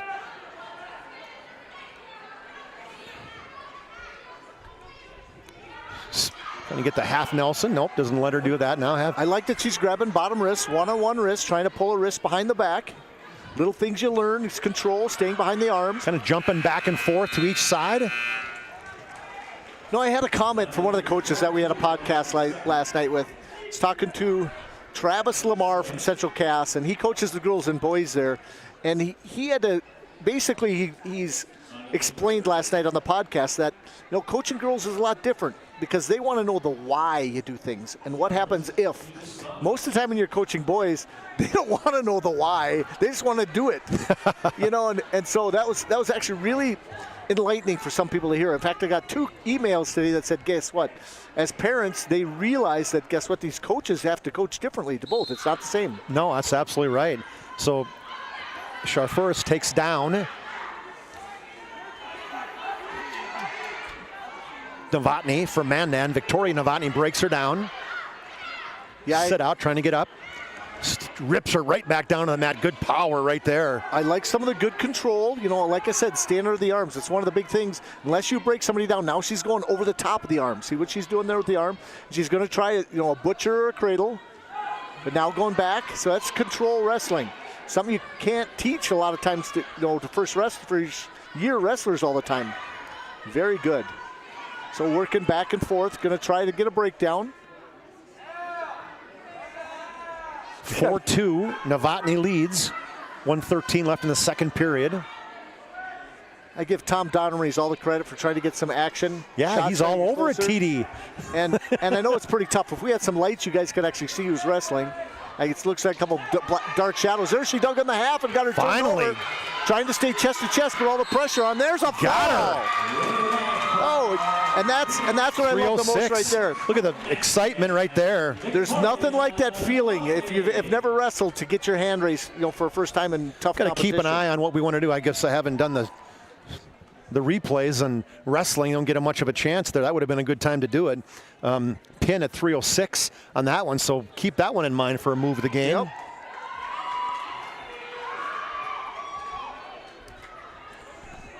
That's 6 points for Mandan. So Mandan now will 54-9. Oh, when you win, they get to throw a T-shirt up. You almost got nailed with it. Oh, did I really? I don't know. So Lainey Yoakum for Mandan and Ivy Griffin. Where'd the T-shirt end up? Probably in the bleachers right below you. I don't think the parents even saw behind it. Well, we got our stuff below. Perfect. We'll get one. Well, so dark in here, you didn't see it coming up. Yeah, I'm surprised we didn't get hit in the face. So Lainey Yoakum, 7th grader. Well, I tell you what, Lainey Yoakum came out last week, and in fact, high crotch, did a great move, and then pinned actually one of the top-seeded wrestlers in the state, number 2. She's actually, and so it was like, wow, out of nowhere. So she has potential. This 7th grader is strong for Mandan. Ivy Griffin from Legacy. She actually got pinned by Storsvet of Mandan in the Bismarck Public School tournament. Yep. They were in the same weight class in that piece. as Griffin did not wrestle.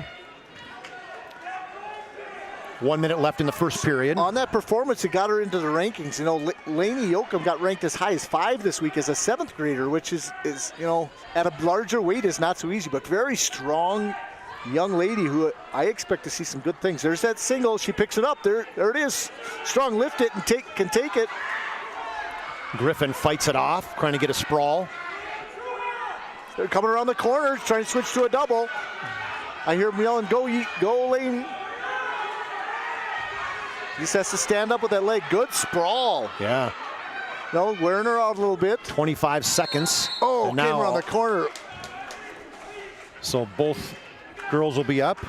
And that is a good thing to see. I tell you what, having confidence in a shot, you don't see that in young wrestlers right away because they want to always play a little bit of defense. Both these girls are tall too. I mean, you don't get the height, but I'm going to guess both these girls are 5'8", 5'9". Oh, yeah. I'll guarantee they've thrown up a few basketballs in their time. Probably. There's probably some Mandan and Legacy coaches saying, wait a minute, why didn't we get them on the basketball court? Yep. Timeout, mouth guard, pop out, or? That's, I think, what it was. Let's see. 13 seconds in the first period. BNC National Bank scoreboard. Zeros for Ivy Griffin from Legacy and Lainey Yoakum from Mandan. Nice duck under. Rips her down. Nice move there. Yes, popped up the elbow. Short time in the first period. That's a nice takedown. Boy, takedown by Yoakum with about 5 seconds left in the period. I'm sorry, that takedown was by Griffin. Yep. She chooses neutral. Neutral position. Both girls are up.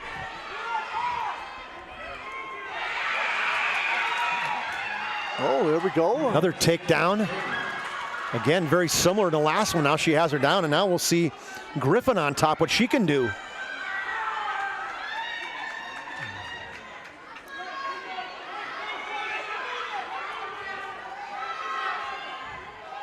I just like the activity. The girls are in, from last year to this year, watching so much better shape than they were. Just could recognize what the investment needs to be in wrestling to be successful.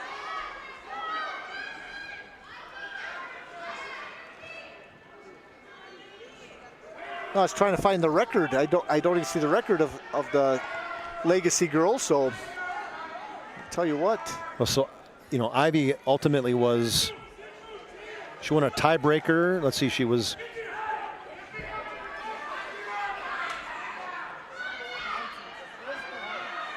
Yeah, so they have not 1-4. Yep. 1-4. So this will be a big victory from the tournament. Yep. 4-0 right now. Second takedown, and this takedown for Griffin right at the end of the first period. Now in the second period, she has it early on, and she's been basically riding Yoakum the entire period. Lainey just not able to get off that power of Ivy Griffin. We're at the 190-pound weight class. And there's a lot of clasping there, but he didn't catch it on the wrong side, referee. Under 30 seconds as we go in this first, so she's got to find a way to get up off bottom. Just wearing her out a little bit. Yeah, just all her weight on her back. Just everything is just kind of on top of her. She's got to her knees, but has not been able to even get the next point or sit out or anything. You could sneak out the back here, try to score here with this short amount of time. 5 seconds left in this second period. And we are going to end at 4-0 in this second period. Griffin leads Lainey Yoakum as we're in between. Just going to step into the third period now. We'll give it a timeout, and timeout sponsor is Hub International Insurance. Today, for all your personal and business insurance needs, contact your local Hub agents, Josh Cattell, Michael Borman, at 355-3100 for your personal and business insurance needs. That's Hub International Insurance. Get fired back up. She picked top because she's got a good turn. So Griffin, she's got to break her down. Griffin's on the bottom, Yoakum's on the top, and Yoakum is down now, so Yoakum's got to do something. Yep. See what she does. I think she's right. She must feel that she has good riding, good pinning combination from the bottom. Because normally you don't see that, but yet she couldn't get out of on the bottom that whole second period. So, yeah, in the matches this weekend, it was pretty much she won by fall in most of her matches. She won by, won 1, 2, 3, 4 matches all by pin. So it's In fact, 4 matches.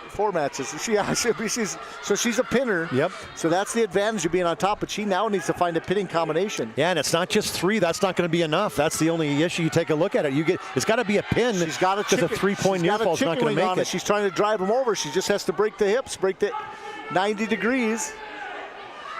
Coach Porter trying to talk her into what to do, and officials are going to call potentially dangerous. It's kind of interesting because that isn't usually called potentially dangerous very often. Coach Porter doesn't like it either. He's kind of stood up and shook his head on the sidelines. And so that's what she's saying. Break her down first, then circle with it. Down to a minute. She needs to get aggressive. She wants to win this. Good job on bottom. She's leading by 4, so her best opportunity is to get out of there. She got her one leg tied in between her legs. You don't want to get her up, and now she's going to try to drive that arm. Back to that chicken wing again. She needs to stack her to lift her up. Just good base in that right leg, strong leg for Ivy Griffin. They are break down, but she got her leg out to this other side. Short time, almost to 30 seconds now trying to drive this. They did it again. They called it potentially dangerous. So now as they talked through before, is now as official, when you get kind of had the conversation before, are you more aware of going, oh, wait a minute, I'm going to, because Coach we talked about that flexibility that some of these girls had. Her arm is really flexible. She needs to flip the hips. That's where he has to concentrate. Right now, flipping just the upper half of the body isn't working. You need to also get those hips to go. Coach Ripplinger had a choice word to say to Ivy Griffin on the bottom. Oh, she's got her hips flipped, but she's got to jump go over hard. to the right side. Not enough time to mess around. How about jumping to the right side and get that half Nelson and try to push her over, right? Good hand control on bottom. Now, when you get to a stalling, or do you feel like there's enough activity going on that doesn't even matter if she gets called for stalling? 1 point means nothing. She could stall the whole last time, no time left. This is a big victory for Legacy here, beating a ranked wrestler. Yeah, and that's going to be the end of the match there as Ivy Griffin 4-0. She moves on in victory. She'll pick up 3 team points for Legacy, and Legacy will move on to 57-9 with 1 match left. This will be a big one. This is the nationally ranked Phoenix Linseth, and then Coach's daughter in Abigail Porter. Got a chance to watch a few of those Phoenix Linseth's matches online, as I mentioned that, and this is a special. They're not sending out. Oh, they're not. Nope. Oh, it is Linseth. Yeah. Yep, it is Linseth. Linseth, one thing that she's not tall. That's some of the issues nationally, but she's mean. Yes. Has a mean headlock. Boy, just got that leverage and ripped her on her back right now, and got her tight around the neck. And boom. Quick pin, 20 seconds. See if we can get our one replay of this one. Let's check that one out in the replay. Let's try that on our. Whoa. Oops, I don't know what happened to there, TD. That didn't work. Replay of a commercial. Yeah, the replay did not work ultimately, but that's it. That'll end. So you got a pin. I didn't see what the time was at the 22nd of the first period. Oh, we had it. Dang it, we did have it, TD. Just didn't push the wrong. I pushed the wrong button. So at 20 seconds of that first period, so that'll be a pinning combination for Linseth on the basically the head and arm. So final score 65-9. I don't know if you get a chance if you want to bust down there and grab one of the 63. I can do that. Yes. Oh, 63. Oh, I'm sorry. Yeah, you just got a 6 point. 63. So go ahead and jump down there, John. We'll see if John can get a hold of. Grab somebody to both a coach if you can and Ryan Ripplinger, and see if you can't get a player. Hey, John. John. Where's it at?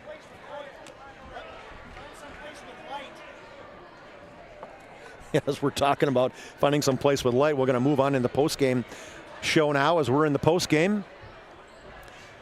We'll get that final score off.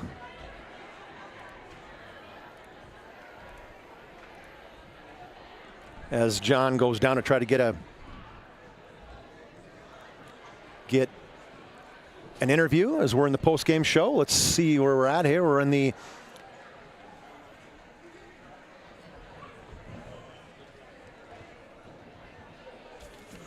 There we go. Turn the page. The Planning Team Financial Advisor Shots Crossroads postgame. Whether you're looking for a full-service financial plan or planning for farm or business succession, Planning Team Financial Advisors is here to help you work toward achieving your financial goals. Visit online at planningteam.com. And it's like we're trying to find some light is our hope as the away score.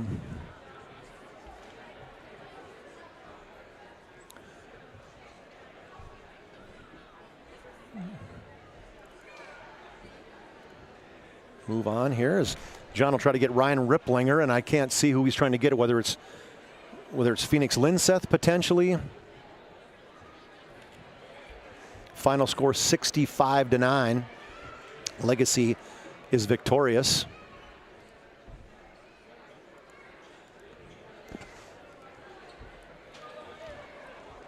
Chuck Claremont, John Gums, and Todd Domrys. We're waiting for John to get down to the floor. As we do that, we'll break down a couple ads for you as we're waiting today. Serve Pro Match Point sponsor, Serve Pro 24/7 emergency services, trained technicians, advanced technology, fire and water cleanup, restoration, Serve Pro. So John, I can see he's up, ready to go. John Gums down in the bottom. He's getting ready to have Coach Ryan Ripplinger, TD. We'll see which if you can grab the right camera down there, we'll go down. Go ahead, John, take it out. Take it over. Right over here. Okay, Coach, I tell you what, you had a great duel tonight. Just had a quick question for you. What do you talk to your girls about after a duel like this? Well, I'm going to tell them great job because they went out there and got after it. So that's the first thing I'm going to tell them. And, we've been preaching to be up for every match matters. Because last year we didn't get up for every match, even though we were pretty favored in the duel. We let a few matches get by us, and it cost us in some seeding and some tournaments later on in the year. So we're trying to prevent that from happening. But I thought the girls wrestled good. It was really encouraging for us to have, our 48 to 90 pounders were all brand new girls. So we got a couple wins there. We ended up losing a couple, but it's great to see those girls go out there and get some experience in battle. So. Okay, one more question. So how do you approach this now going into the longer season? Basically, day one, you start doing the basic moves. What are you doing now with your girls to, prolong the season this year? Well, what we're trying to do with things a little bit different this year. Last year, it seemed like we were trying to show too many wrestling moves. You know what I'm saying? Okay, yes. And this year, we're showing our basic takedowns and stuff, and our top of stuff, and our bottom stuff, but we're trying to just do repetition, so that they can get good at a couple things instead of confusing them with 25 things. You know what I'm saying? So we're really trying to scale it down with the amount that we're trying to show, and we're just trying to get a lot more reps in this year, and I think it's going to be better. Okay. One more. I also noticed your girls are really aggressive. How are you getting your girls to be aggressive on the mat? Oh, my God, John, that's a challenge. It's a challenge, but we do talk about that every day. We do talk about it, and but it is definitely a challenge. We try to show them some videos of aggressive wrestling and what it takes, and we talk about our more aggressive wrestlers like Alicia Kennefack and Aaliyah Cullinan, those two, and Adrian Steidler. They really are physical and get after it. And we tell our girls, now watch these girls, watch what they're doing, and you need to wrestle like that. Look at the success they have because they're physical and they kind of overwhelm and intimidate people, and that's what we have to try to do. So true. I saw the grit on their face today. Yeah. Awesome win tonight. Yeah. Congrats, Coach. All right, Good luck the rest of the season. Thank you. Up to you again. All right, great job, John, with that. As we figure out which camera to take a look at next time, as we're going to take our post-game timeout. Final score there is 65-9. Legacy is victorious over Mandan on the BNC National Bank scoreboard. We'll take a 4-minute break. When we come back, we will get you all set up for the boys' duel between the Mandan Braves and the Legacy Sabres. You're listening to High School Wrestling on the PSP Network. This presentation on the PSP Network is proudly brought to you by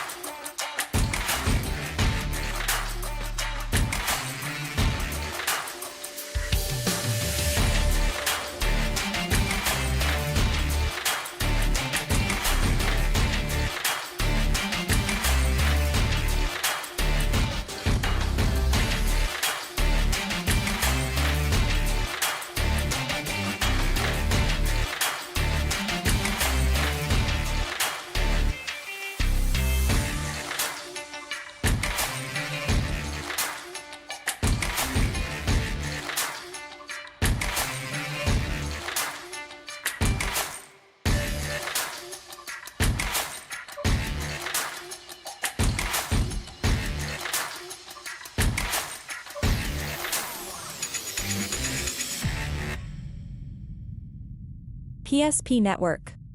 It's game day. Great news! If you're looking for a new vehicle, Ryan Family Dealerships has the best selection we've had in years.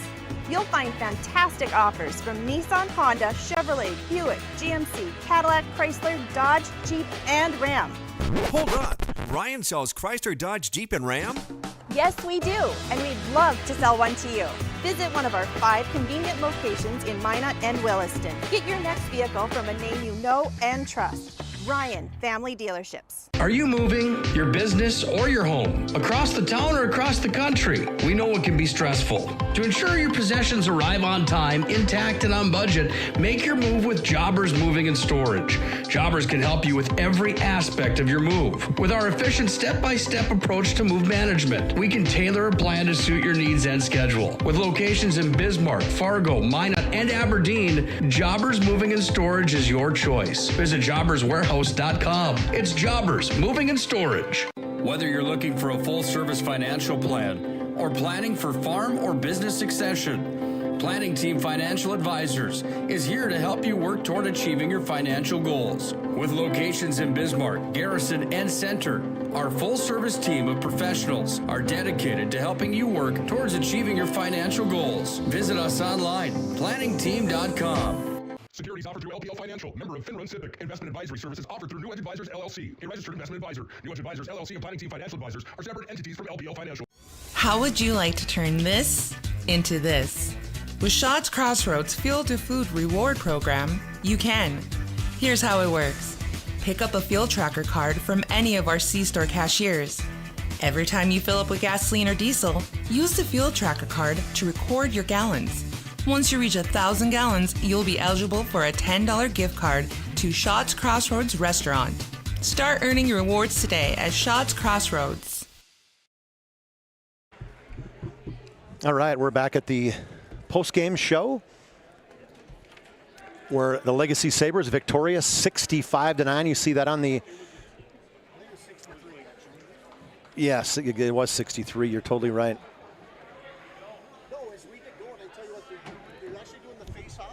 Hold on, there you go. Now you can talk. There wasn't many JV matches, so they're doing the face-offs already. You're going to hear probably the announcements very shortly. But that last duel was 63-9. I was impressed with just how aggressive, and that's one of the questions I had asked Coach Ripplinger, and he had some great comments coming back that, he's trying to show the wrestlers that have that experience to go out and do what they do.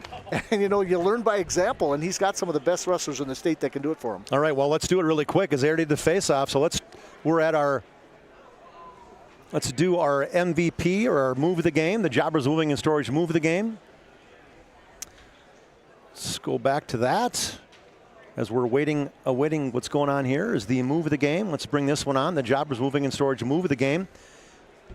Sponsored by Jobbers Moving and Storage. Tonight's move of the game is sponsored by Jobbers Moving and Storage. Jobbers can help you move across town or across the country. Locations Bismarck, Minot, Fargo, and Aberdeen. Find them online at Jobbers Moving and Storage move of the game. That's going to be for us. So the move of the game was going to be that pinning combination by Phoenix Linseth. Oh, they're not doing face-offs. It looks like they're coming out to Okay, wrestle. well, hey, there's that. We'll kind of get moving on right away. And then our MVP of the game is going to go to Adrian Steidler. Sports Clip MVP of the game is Adrian Steidler. She got a pin from Legacy as in the third period, or she got a, let's see, where's we at here? Started out at 121. Nick Ensminger gets a forfeit. Mandan opens up. So let me finish up with this one yet here. Let's put this one to bed. Is we got move of the game is the takedown and pin by Linseth, and the MVP of the game is Adrian Steidler. As we will take a move on right now, as we'll move right into move of the game, and then we called the MVP of the game, give them some love before we get going, and now we'll move on into our live game right away here for the boys' side. For Mandan, that's Beneke that came out there. They're going right into this duel. I think they want to get going to their next step for tomorrow. Apparently they do, But Joey Ensminger ranked second in the state, and they got Beneke out there for Mandan. They're changing things up a little bit, trying to, Beneke's very aggressive wrestler, but now is already down as Joey Ensminger is throwing in a tough, basically chicken wing there, trying to stack him up and over. Joey's second the last 2 years, just a sophomore. No, they're not messing around at all. They're going right into this duel. Started at the 121, and you got a forfeit. Nice little mat return. I think Mandan is going to move a couple people, it looks like, maybe in this duel. So now we move on to 127, where you got Joey Ensminger and the Mandan wrestler. I did not hear him announce it. Is it Giardini or is it Lenz? Who did they announce? That is Beneke, actually. Oh, Beneke, never mind. Neither one of the two that we had listed. It's Kellen Beneke. Kellen Beneke, okay, I had him at the next week. This is the difficulty for wrestling is, they don't get to tell you until the last minute.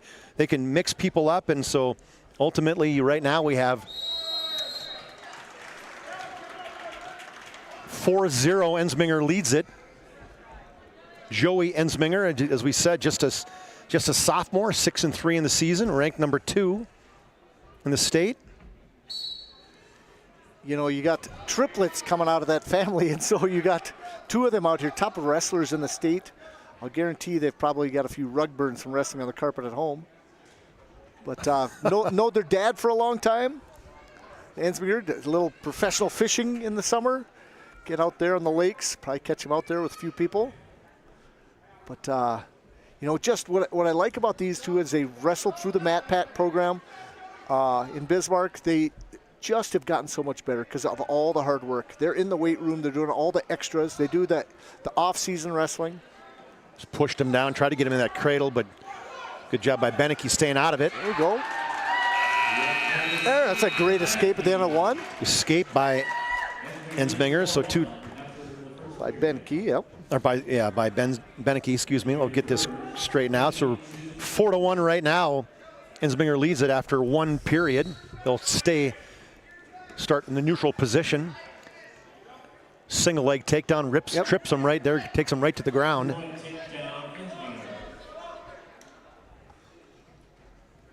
And you'll notice as the match goes, these guys are nonstop. Okay, here's the difficulty. Okay. Is we got 2 on the top is actually Legacy. The girls had the stripe, the gold stripe on the side. For some reason, the boys chose to wear silver and black, which is the same color as Mandan. So on top is Legacy. Right. On the bottom in the gray is Mandan. Thanks, coaches. We really appreciate that. Plus, it's dark. Let's throw that in. That's why basketball teams have like away jerseys and a home jersey. No doubt. So you can tell the difference. This is kind of tough if you don't know what's going on, especially in the dark on the cameras. We'll try to keep you up. It looks like Legacy is actually wearing the black, and Mandan's kind of wearing the gray. Right, that's what I'm talking about. For you guys to look at that.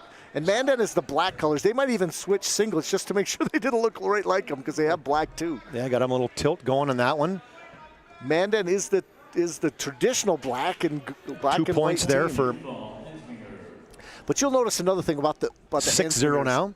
Or excuse me, 8-1. My bad. They can go from move to move to move. They are, technicians on the mat. 8-1 right now. 35 seconds left in the second period. And you're right. It's just move to move to move. What combination is working? This one is. Let's move to something else. Bit of a grapevine trying to break him down there on top. Really does. Ensminger does a good job controlling the legs there with his legs. Yep. Switch opportunity there. Mandan, to stay in this match, he needs to move as much as he can. But I tell you what, coaches are encouraging him. 10 seconds left now. Maybe if they kept that blue light out of the mat that they're doing there, we can see them better. I don't know if it's even better or not because for our camera work. They switched out the advertising. Kind of like at those Twins games, you watch them and all of a sudden something goes behind them. The seeing eye of a batter. 8-1 right now at the end of 2 periods as Joey Ensminger leads it. Number 2 ranked wrestler in the state. He leads it over Kellen Beneke. Quick shot, double. Nice lift. Oh, my. 2-point takedown. And he's pushed him off the mat, excuse me. Right now, if I was a coach, I'd cut him. Let's try something different. Cut him and take him down. Cut him and take him down. Because he is dominating on his feet. Ben DeForest is number 1 in this weight class from Bismarck High. That talk about a tough weight class to be in if you're Ensminger. Yeah, sometimes you just can't get away from some of the best wrestlers in the state, but you gotta challenge yourself. They've wrestled a ton in Mat Pack, Joey and Ben. Got him in that pinning combination right now. He's got it. And a fall. 4 minutes and 28 seconds. 4:28 pin for Joey Ensminger. Try that replay. Let's check that out. Todd Domry's helping me out on the. There we go. We got it. He's got him in it. Has him down on the ground and keeps working it hard there, John. Yep, did a good job because he got basically put his hip to hip underneath and used his hip to actually flip him over. There you go. Just the half itself. Hey, that worked. Instant replay. That is awesome. That's why TD's here. I don't have that technology. So 12-0 on the BNC National Bank scoreboard. Legacy leads it. Now we're in the 133-pound match as Hunter Olson and Parker Seville, I think, correct? Yeah, that's correct. Hunter Olson with Legacy. He's a sophomore. Parker Seville is also a sophomore. Hunter's 2-5 in the season, and Parker Seville's 1-6. Again, these are all building blocks for as it goes in the season. You want to see where you're at, because to get on the stand, you have to face the best competition out there. Mandan actually, facing their own coaches, so they actually approach this mat from the left side. Legacy wrestlers approaching from the right, if you didn't notice that, because if you notice the colors of the stripes, they always do that where they put, the away team on your side actually as they shake hands in wrestling. Oh, nice drag.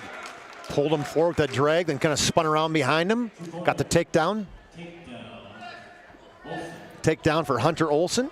He leads 2-0, 1:08 left in the first period. This is in the one of those BNC National Bank with scoreboard. A couple inexperienced wrestlers, Yeah. 1 victory and 2 victories, but this is a time for both of them to shine.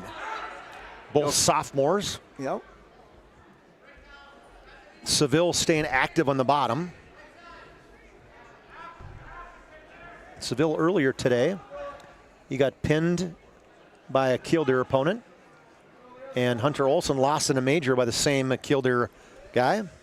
Write those names down, but somebody looking to get a victory today. Oh, yeah. I was too busy doing the show to even watch the matches with you. There's a lot going on. I was trying to watch a little bit of that one, going on. You're doing better than me. That's pretty good. So we're in the first period, 23 seconds left in the first period. Flipped him. Got him on his back. There you go. Good, quick move. Got that right arm pin, trying to push it back to the mat. Pulled it out now. Yep, walk it toward the head and around. Now it tries to bust it around to the other side. Oh, it's got him in big trouble. Now they're counting. Now they're trying to check it out. Going to check those shoulders. You see where he's at, and he's got it. 1 second on the clock. 1 second on it. A pin with 1 second left in the second period. We'll check it out to see if we got that. First period, yes. Or the first period, my bad, and the replay. Legacy on a little roll here. Now comes out Mandan's #1 ranked wrestler. So there's 1 second left. That pin by Hunter Olson. Ooh, excited. You got, looks like Shard coming out here. So 159. That's 6 points for Mandan. So now we got, 6 points for Legacy. Now it's 18-0 on the BNC National Bank scoreboard. And we got, Marquise Richter. What do you say about this kid? Second last year, #1 ranked wrestler in the state of North Dakota in your poll this year. Well, Just a junior. The big thing he's going to face is he's a goer, but he's a little small for the weight. He doesn't want to cut any weight, so he might later in the season. Jimmy Shar, a senior for Legacy. Nice little head in the hole, but very talented. He worked a lot in the offseason this year. He hasn't done before. He went over to Matt Pack in the fall, wrestling with LJ, and just wants to get better all the time. Yeah, I tell you, I read that, and they talked about him in the weight room, working hard in the offseason, and he wants to be #1. #2 isn't good enough. Mm-hmm. And last year, he actually took a lot of losses. I think he had about 12 or 13 for a state finalist, which isn't normal. But it came about Christmas time that he actually, I visited with him because he was in my class. Okay. And he likes to talk wrestling, and he goes, Gums, I'm going to be a state finalist. And I'm going, you got a lot of work to do. And I was just being blunt with him, and I go, unless you put the work in, and he goes, no, I'm going to be a state finalist, and I'm going to do it right now. And he really turned his season around, and you could really tell by just his attitude that I'm not going to do with anything less than making the state finals. Maybe his math teacher challenged him. It would have been biology for this one. Or biology, okay. Yep. Chemistry, biology, physics, all those good things. Okay, there we go. Math to me is too easy. No, just kidding. It's 2-0 here in the first period as Richter got a takedown, and Marquise Richter early on, and they're going to be off the mat, so 31 seconds left here. He's going to cut him. But I've been impressed with this. I tell you what, Shar's come a long ways. You know, he's a wrestler that's strong and physical, and I've always worried about his conditioning, but he's dangerous. He's a kid that's actually coming up.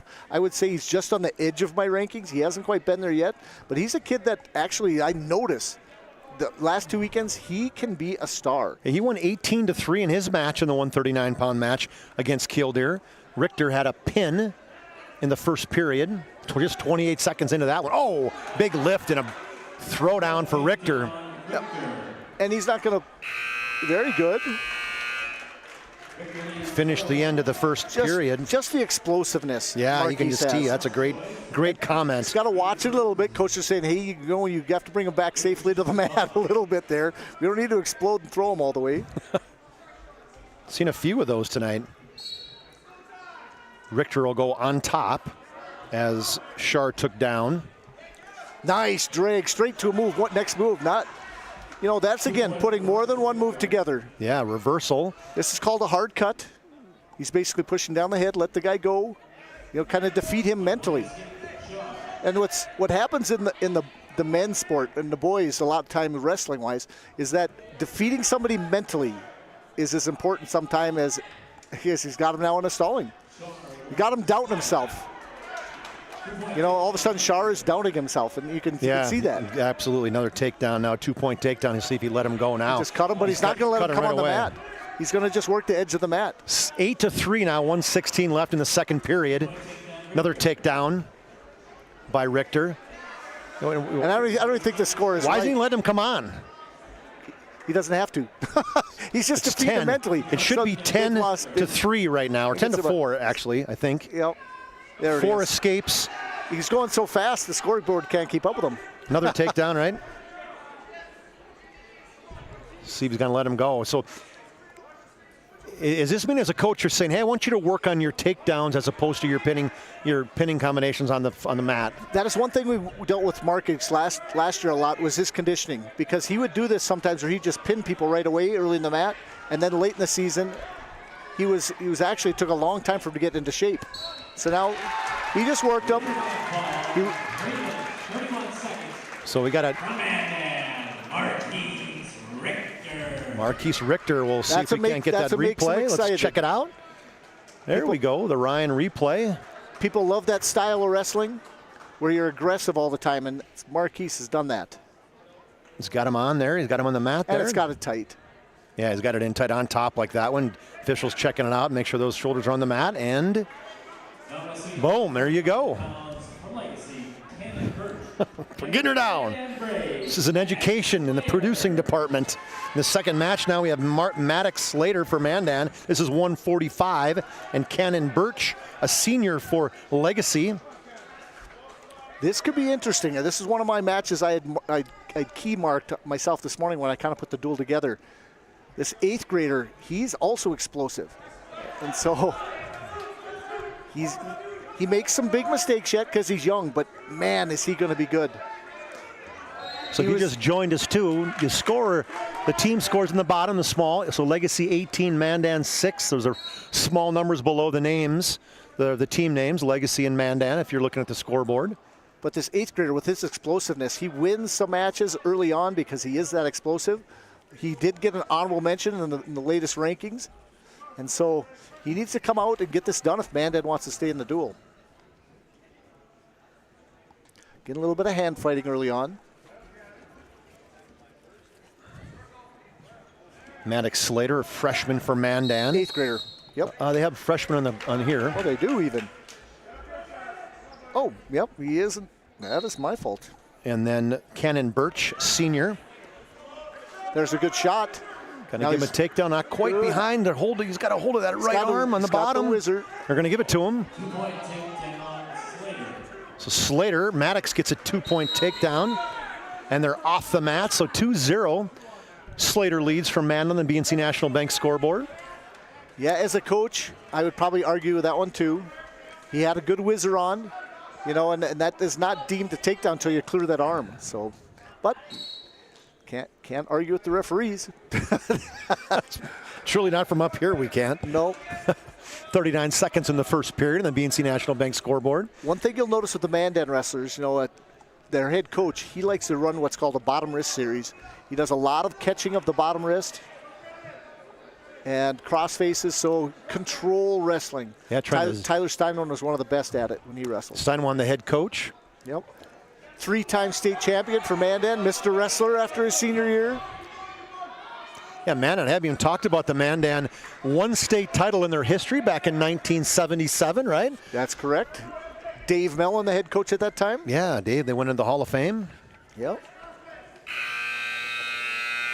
So at the end of the first period, Maddox Slater leads 2-0. So let's see, how old were you? I was 11 back in the day. And I was 8. Okay. So got 3 years on So me. no, you probably weren't watching that one back in the day then. Oh, I was there. Were you? Oh, yeah. I hadn't missed a state tournament pretty much till actually my sophomore year in college. I was actually, tries to throw, that's the explosiveness, but I was actually sophomore in college. From about age 3 on, I just happened to be wrestling with NDSU at the time. Quick what a move by defensive Birch. move. He stopped the shot, and right way he has going down there. He's got it in a tight. He gets him. Fall. Sticks him. Oh, my goodness. The senior, that's the kind of a mistake. Extended his arms. You know, if you try to shoot, your arms spread out wide. Yeah, we'll take a look at that one, see if we got that one on the instant replay as we got the way end of it. I was not We missed the first part, but what a move on that one. Keep in mind of that one for the jobbers, or the move of the game on that one. So I did not get the time, unfortunately. That was Cannon Birch, the senior, getting the pin. 6 points there, so 24-6 in the BNC National Bank scoreboard. Now we've got Tate Seiler for Mandan at 152, and for Legacy is trying to see here. Is either Thompson or Hovland. That looks like Hovland to me. Okay. See if we can't get the name. On top, good power. Has that right leg tucked underneath and trying to get a little tilt here now on him. Yeah, that's Hovland down there. Hovland, okay. Yep. Clark Thompson is still, I think, a little injured, banged up. For Legacy, so on top of Saylor, he's just an 8th grader. Hovland's a senior.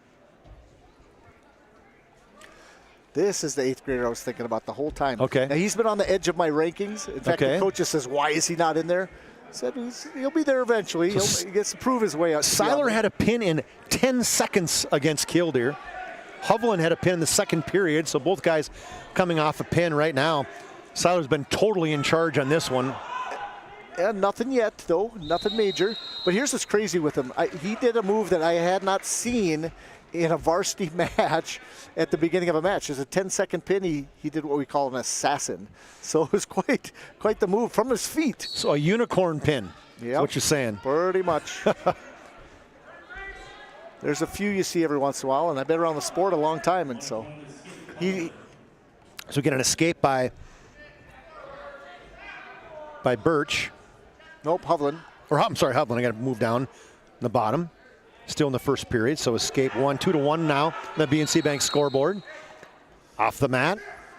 Seiler leads 2-1. Yep.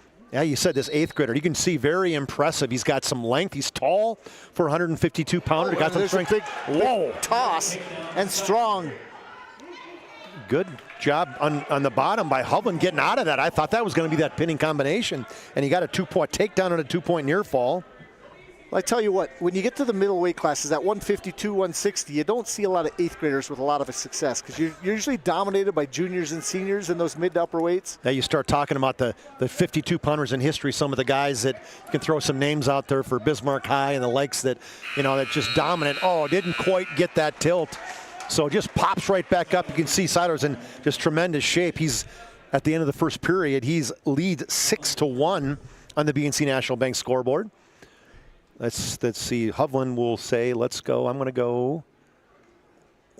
Okay, we got all these sign language. Yeah, sign language. Deferred, okay.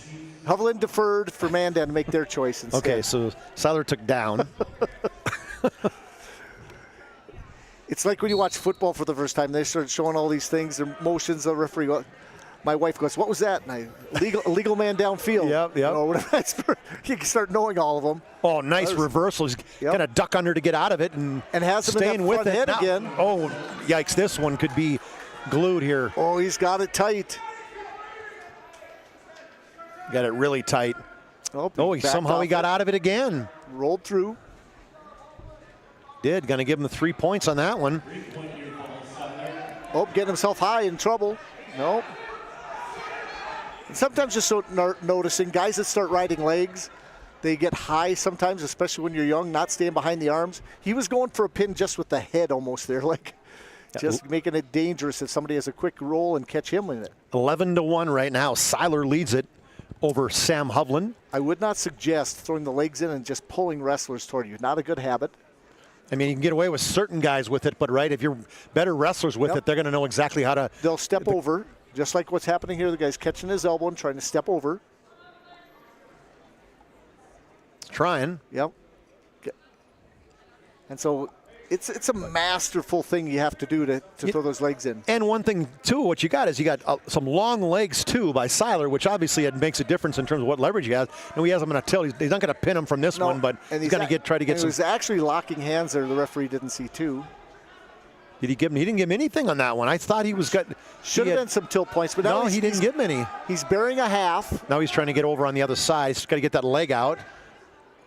Well, the referee should have counted, but not doing it. Instead, he's counting. And he'd kind of figured forward the leg there a little bit. He did use that leverage to pull him over. Now he's got him on his back. Flipped over on top of him. The referee didn't see that. Well, I thought he was glued, didn't you? Well, it was tight. Could have been. That's what he's saying. He thought I had him. I had him. He's like, I got him. So he's going to get him a 3-point near fall. Up 14-1. We'll go into the third period. 14-1. Seiler leads it, trying to get to the major decision, or it's 15 points over. Yep. I'd give him 5 team points, but a tech fall. Yeah. Now So now he needs to take him from and pin him from here. Back, yes. Otherwise, take him straight to his back, or it's over, and he did. So now he's opportunity to get the 6 instead of 5. He's trying hard. He's on top, pushing down that shoulder. He's got him. That's what he wanted. He looked to his side. He said, "That was me right there, coach." So 24 seconds into the third period. We'll try to see if we can get that instant replay. Let's check it out. He does. He's got it here. We got it down. He flips him over in his back. First he gets the takedown. Then he strengths, flips him over, gets on top, squeezes the shoulders on the top, holds him down. Official flips around and says, "Yep, I think you got him. There you go." Pin. That was impressive by Tate Seiler. So 24-12 now. Mandan's hanging in there. Move up to the 160-pound class is Cullen Hagney, a junior, 1-5, and he will take on, who they say, Peter Schick? This is Hagney and Hayes, or Hagney and Hannah? Nope, it is Peter Schick. Okay, Sean Peter Schick from Legacy. He is a sophomore. I guess he is now 2-6. I think he won early. Let me take a look at Peter Schick. Yeah, he won 18-4, and Hayes got pinned by the same guy. But Hayes is not wrestling this match. They're bringing out not Hayes. I'm sorry. Hagney. This is right. This is Cullen Hagney. He didn't wrestle in the last. He did not. Sean Hayes did it, or Aaron Hayes did it, and he got pinned. So now we got a takedown already here by Mandan by Hagney. Well, I tell you what, the one match that really sticks out to me already was that switch around with Birch. I tell you what, that pin could be a 12-point shift, which right now could be the difference in the duel. Yeah, keep an eye on that match right there. Legacy's up by 12. If you switch that match around, that's a 6-point one-way for Mandan. It'd be right now probably 18-18. So it's 2-0 right now, 53 seconds in the first period in the BNC National Bank scoreboard. Oh, what a quick move to the backside. No, nothing going on there. Speed by Hagney. I was wondering what was up in that last match, because Hagney's normally their varsity wrestler at that spot. Maybe they're doctoring a little injured from the weekend and trying to get one match. And Seiler did not wrestle in the last match either against, or did he? Yeah, he did. He got the quick pin. He did. He had the 10-second pin. He had your whatever you call it. I know Mandan had sat a couple wrestlers, and this is one of them. So I was thinking they were expecting the duel to be a little easier than the 39-36 with Killdeer. Yeah, this is a battle right here. Hagney and Peter Schick seem to be. I've watched the Hagneys wrestle for a long time. He had an older brother that wrestled my son, so I watched these guys. They actually were from Minot for many years as they grew up, and they transferred to Mandan about, say, 4 years ago or so, 3-4 years. And the development of, he's still working hard. Escape by Peter Schick. He is a junior. Ooh. They're going to say just off the mat in that takedown. So 2 seconds left. Looks like it's going to end up 2-1 at the end of the first period. Oh, close. Yep. Quick shot. Takes a shot. 2-1 right now as we're give you a bit of love here is Planet Pizza. No pizza like it, right? I'm hungry. Let's talk about the Blue Buffalo Pizza, the plain cheese at Planet Pizza. Your mouth and your belly will thank you. Call now 701-852-1700 Planet Pizza. Right, so down on the ground is Peter Schick. Tries to get up and got ripped right back down. There's good action going here in this match. Two very similar in terms of even, wrestlers, yeah, yes. Absolutely, very even wrestlers. I would agree. Keeping him down on the ground, trying to get that half. Now you got that, pushing that head down. Getting him back down on the ground. You got to try to break down that, get him flat, but Peter Schick doing a good job keeping that base. He just has to get up. Get your 1 point escape to get the tie. Now, no coaches, pretty quiet right now. The coaches aren't screaming back and forth. Well, this is such an even match. That happens very often where they just want to have the wrestlers think, and the coaches are thinking, what can we do from here? Because they're so even. You know, and both these wrestlers are not as explosive. They're more control wrestlers. So you hear the crowd, though, the explosive wrestlers, how crazy they go in these even matches where, you know, the Hagneys have usually good hand control, good control on top, but they need to work, you know, some of their best moves. He's long. He should be probably a good single shot. He should have a sweep single. You know, styles-wise, if you notice, he's a lead right. Yep. So when you do that, lead right foot. Yep. And so a lot of times you got to get your head position on the same side. The first thing I noticed on that is he did not have head position. He basically gave the other guy a position to be able to block. Trying to flip around to the right side, but good block. Oh, wow. Ripped him down, but stayed with it, flipped himself all the way over. Now trying to kind of sneak out the backside to get that takedown. Nope. Boy, lots of activity, but no points. Little fireman's carry, couldn't get to it. Whoops. 23 seconds left in this period. He's trying this front head. He needs to go head in the hole. He's a pull at the elbow. He's a little deep on that. Trying to stack him over. That could be back points or step and get points. So close. They haven't even given a takedown yet, have they? Nope. Didn't hold him there long enough. So comes out the backside. He's going to score. There, he's got it. 2 point takedown. Good job by Sean Peter Schick. I tell you what, if Mandan wants to stay in this duel, they need to come back and win this match. Yeah, this is a big match for them right now. Is very evenly matched. Hagney, he almost had the takedown instead. Well, he kind of did a little, it's almost like a pancake type move, but he did not have double pancake. Basically under both arms, he just had one, and he tried to catch the arm on the other side. Had him for about a second and a half, but not long enough to get the takedown. Back exposure. Very dangerous move, but just couldn't hold on to it.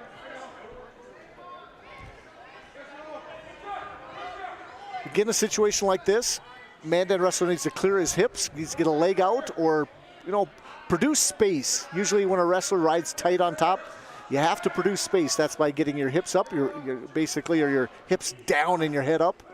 Hagney on the bottom. He trails 4-2 to Sean Peter Schick of Legacy.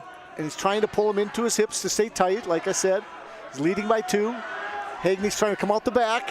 He's getting high again. He's got his head now. Can he pull that down? Be very dangerous. Could it be a defensive pin? He bailed just in time. So it can be an escape. So we're all tied up. Or, excuse me, a reversal. He needs a reversal to keep of 4-4. He's got himself in a Turk position here. He needs to grab that ankle and lift it up a little bit. Keep with the Turk. He can't bow and arrow it, but he can definitely try to get back points. Bow and arrow it. Yes. It's another move that's actually you can do, but in college it's legal. Okay. Where you grab that ankle and you turn the guy into like a bow and arrow. Okay. And high school. Like a crossbow? Exactly. Yeah, exactly. You take his face and his ankle and just take it across the other side. but high school they'll call that illegal. Trying to step out, good job. Gonna get he did, gonna escape. Needs to get a takedown here. So Petershick with the escape. So he has that underhook if he wants to do it. He's trying for too much of a big move. He's gonna try a lateral here, and I'm guessing he's not gonna get it. Oh no, he ducked it. He didn't give it to him. He should have had 2. He didn't give him 2. Should have been 2 and an escape. Didn't give it to him. 6 seconds left. Oh, he did not give it to him. He should have had 2 and then 1 escape. It should have been tied, but no. No. Petershick stays the victor. What a great match right there. Sean Petershick prevails 5-4 in that match. So 3 points will go to Legacy, 27-12. Now as we move on to the 172-pound weight class.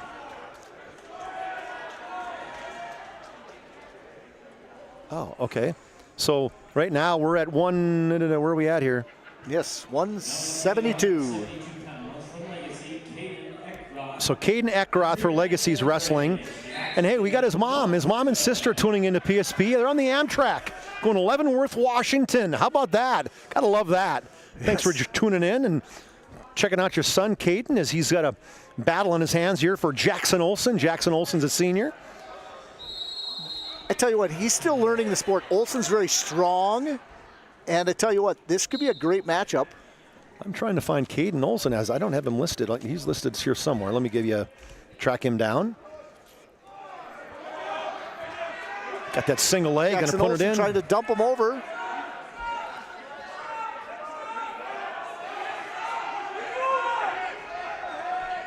Crowds could get a little wild here. That also happens for those parents start yelling a lot because their kid hasn't won yet this year. Need to keep penetrating in. He was in on a good shot. So we got 2 seniors going at it right here. Got Jackson Olson, senior, and we have Caden Eckroth, a senior. 27-12 in the BNC National Meg scoreboard as Legacy jumped out an early lead, 18-0, and Mandan's battled back. Big throw here. Oh, gonna throw down. Toss. Got a 2-point takedown. And got back points coming in. In fact, he's got to squeeze this. Can get a victory for Mandan to be huge at this weight class. I think he's got it. Oh, they're going to call it what? Well, you can lock hands there. It's a headlock. He had an arm entrapped. The guy in the bottom did not call it. Oh, called so a legal move. Must have slipped through and got a legal headlock in there. So 5-0. So dark in here. I guess I missed it. Well, they gave him a penalty point? Yep. As he was locking up, he must have locked Eckroth got a penalty point. 5 for Jackson Olson. A takedown on a near fall. But Olson will stay on top with 40 seconds left in the first period. This would be a nice home victory if you could find a way to get this win. A little stack up maybe here with a chicken wing. Good strong mid-body holding on to that one as he almost got the tilt but couldn't get it. Here we go, trying it again. Going to step over with that left leg. Trying to go to that bottom wrist. Got a hold of that, yeah, he's got a hold of that arm underneath. That's going to be a hard one, though, with this size and the strength of these guys. Did he lock it up? Nope. Stretch his legs out. Got a little leverage advantage. Yeah. 2 seconds, 1 second. There you go. That'll be it. So 5-1 right now. Jackson Olson will lead after 1 period from Mandan over Caden Eckroth. Mother and sister traveling on the Amtrak, Leavenworth, Washington. I think, Todd, didn't you say wasn't your family going to do that? Coming up. Yeah, he's giving me the thumbs. Oh, they're in the same train. How about that one? It's not Leavenworth, Kansas. It's Leavenworth, Washington. I'm guessing a cradle's coming here with his leverage long rope butcher. Oh, he's got Olson in trouble. Oh, no, the senior's going right down over on top of it. On a tough. This would be a huge victory for Eckroth. Olson's got to find a way. Got him. Eckroth stands up, raises his hand. What a big win. Caden Eckroth. Let's try that one on the instant replay. Let's check that baby out. Steps over the top. Butchers him up, takes him over. Flattens him out. Puts the pressure on top of him. There you go. Okay, we're on fire. So Legacy, Caden Eckroth showing off for his mom and sister. Pin. 6 points there. So now we're at 33-12. And we got Emery Slater, ranked number 5 on your poll. A junior? Yep, at 72. Okay, he's ranked in 72, but he's wrestling 89. And is it Gavin Gwynn? Yep. A junior for Legacy at 2-5 on the season.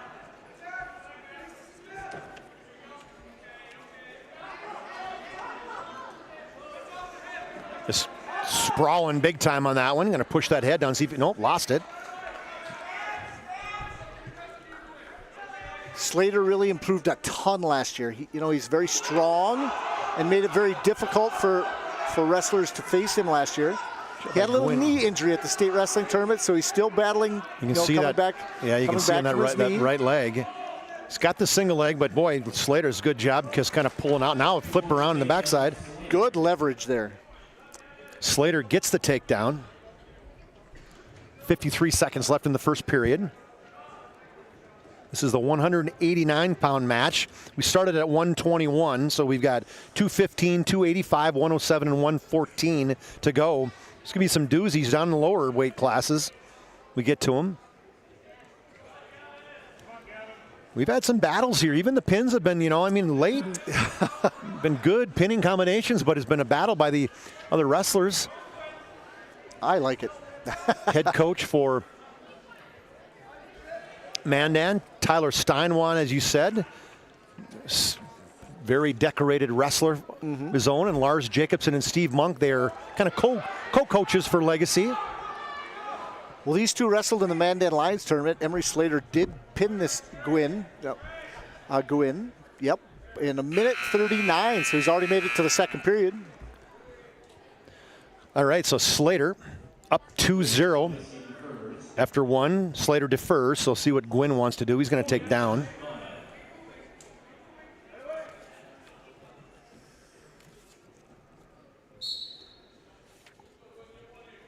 And Slater likes to throw the legs in.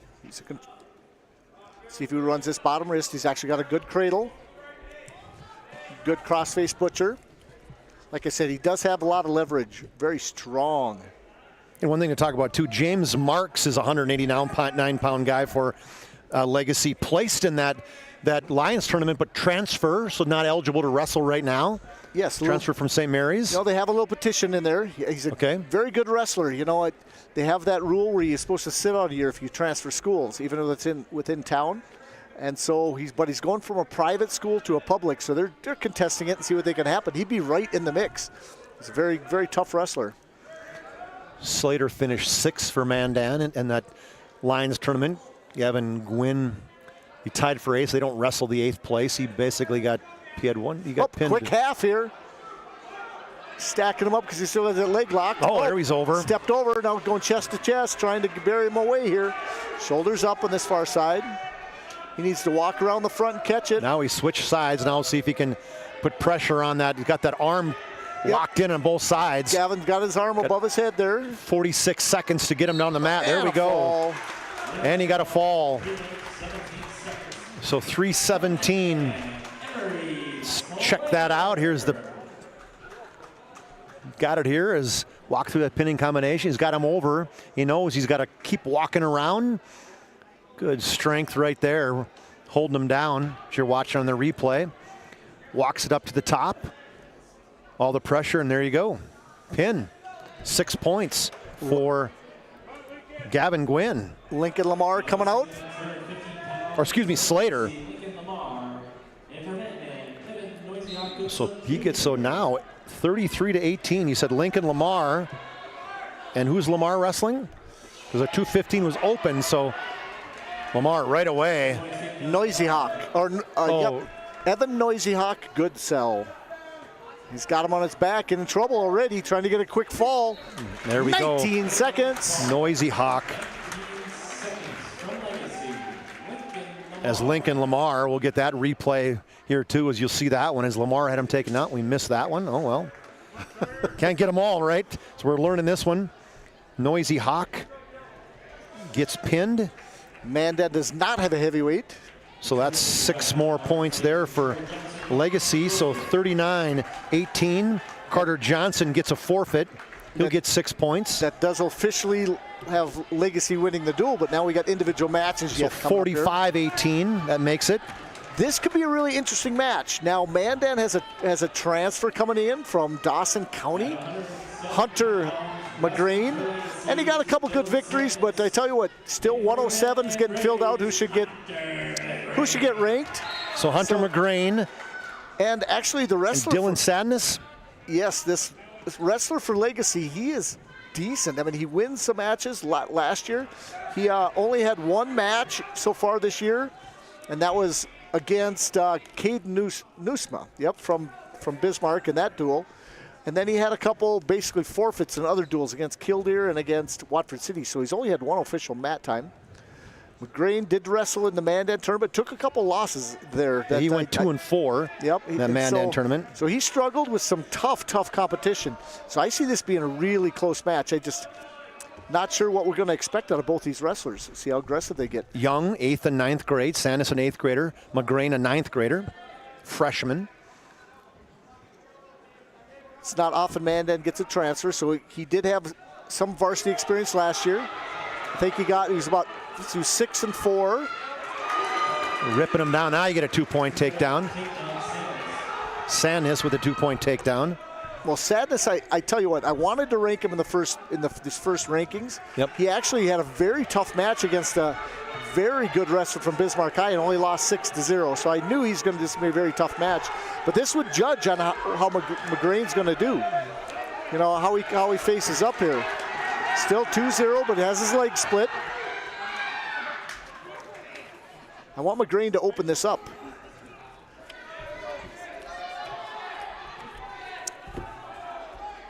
Nice hand control, standing up, clears. There we go, now it's 2-1. McGrain gets an escape.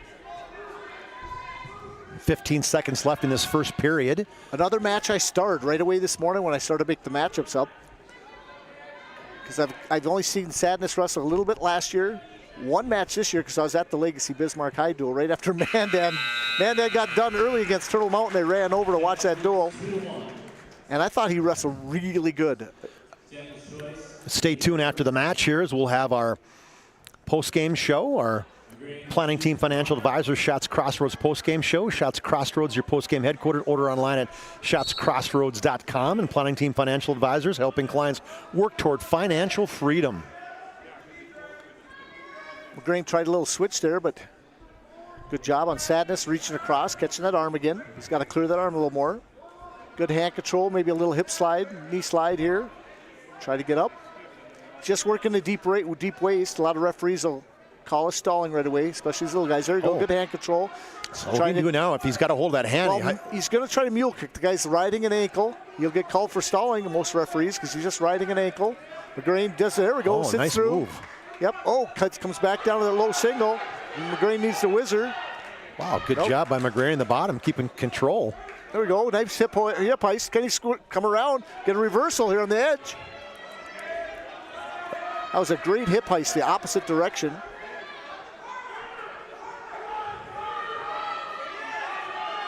Should have gotten an escape at least, but they haven't cleared one another. Again, just styles here. Now these referees, I haven't seen a stalling call. Guy's just holding onto the leg. Probably should have been warned for stalling. In fact, see now, Legacy would have wanted maybe an escape call because then you'd have got a takedown there. Instead, nothing changed. Right. 2-1. Still 2-1. Sadness leads 43 seconds. Other matches tonight is up at Minot on the PSP Network is Century and Minot. Then Bismarck and Jamestown. Well, that used to be a big duel in the past. Jamestown not quite as strong as they have been in the previous years. Yeah, they had a big senior class last year, so because they're kind of rebuilding. You betcha. Dudes. Yeah, dudes. They had a great team last year. A little injured up last year. The thing that cost them. They were the #1 team, Jamestown was, last year going into the season. But football actually took a toll. Took out 2-3 of their wrestlers in the championship game. Yeah, they won state, but it cost them, guys, won state football. Yep. Short time. McGrain needs to get an escape here. He needs a short turn sit. Trying to face up. I can't see it. Trying to face up there. Trying to peek out the back. Sadness does not. 5 seconds. No stalling calls or nothing like that. So, figure 4 in this leg, in his own leg there. Controlling McGrain. Yeah. Interesting control period.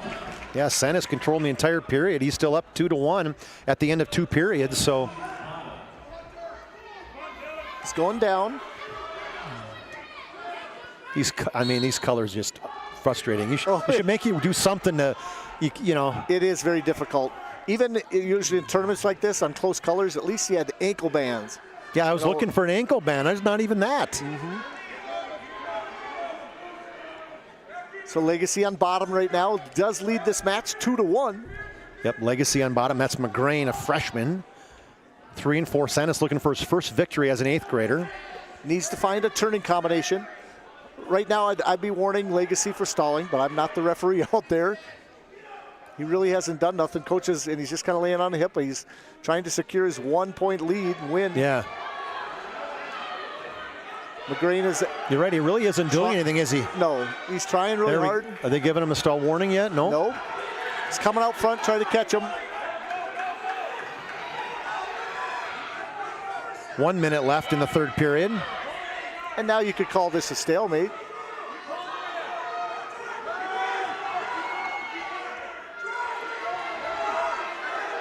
Oh, fell to his hip.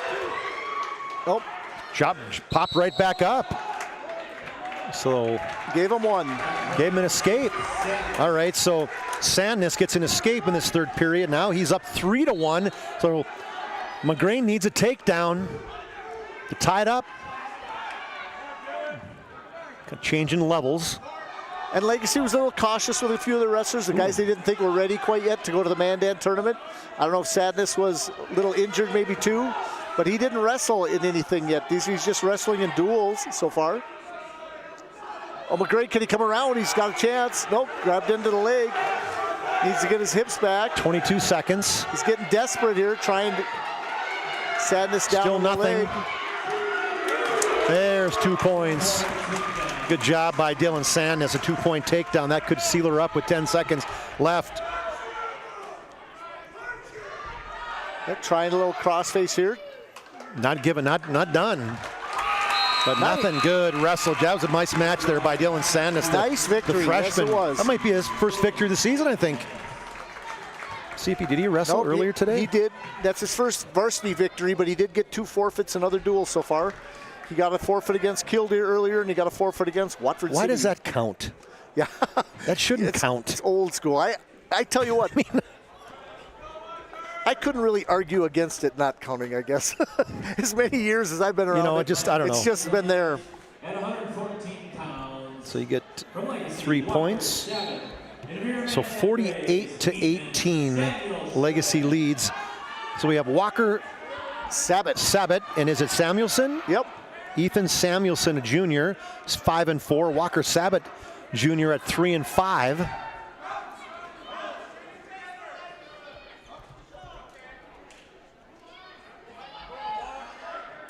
And another match that could get really close because, these guys have faced each other before.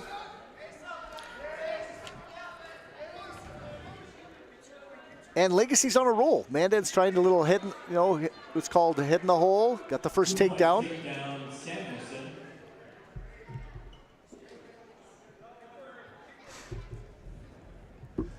But I saw some improvement actually with Mandan Samuelson this last weekend. He took some lumps last year wrestling some really tough competition. So now he's finally fitting into some of the weight. Yeah, I don't think you had him ranked, right? You hadn't had him ranked? Yep, Samuelson is ranked. He is. He's ranked number 5. But that weight class cleared out. That was one of the toughest weight classes to rank in the state. When I went through the Class A's, all the 107-pounders, which were 106 last year, even bypassed 114. A lot of them got to 121, 127. This was the toughest of all the weight classes to rank when I went through the rankings. So you get Samuelson with a takedown. He's on top. He leads 2-0, and Walker Sabat, 34 seconds here in the first period left. Keeping control of that right leg. What's he working on here? He's not jumping around as much as you see the other ones not bounce. Now he makes some changes. Now he's doing some different things. Controlling a bottom wrist and then trying to get to a chicken wing or maybe an arm bar. There's a little cradle opportunity. Good activity in the bottom. Just keeps breaking him down. Last time Samuelson wrestled him, he did wrestle him, Mandan. He pinned him in a minute 23. So I tell you what, Legacy's on a roll. Every wrestler is wrestling good tonight. Has his wrestlers ready. some teams would be surprising enough. These long tournaments, early in the season, they don't get to shine as much. In the individual duel, they know they have just one or maybe two matches, and they can go after them. They like to be under the spotlight a little bit more. So Savage dives in, got trying to get that leg, yeah. I like his aggressiveness, looking good.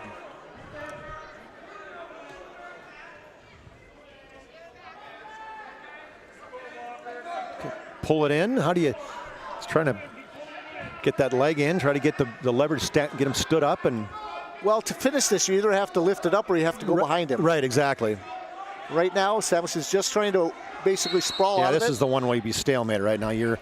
Nothing's happening for about 20 seconds. They're going to move it around here. So right now, second period, minute 30 left. That takedown by Samuelson in the first period. He gives him the lead of 2-0 right now. This duel is totally over. It's 48-18, but this individual match, these all mean something. Yes. There's a nice spin behind. There's a down, spins behind, gets behind him. 2-point takedown by Ethan Samuelson.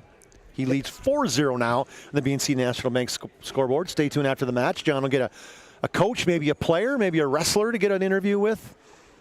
We'll pick our BNC, our Jobbers Moving and Storage move of the game, and we'll pick our Sport Clips player of the game afterwards.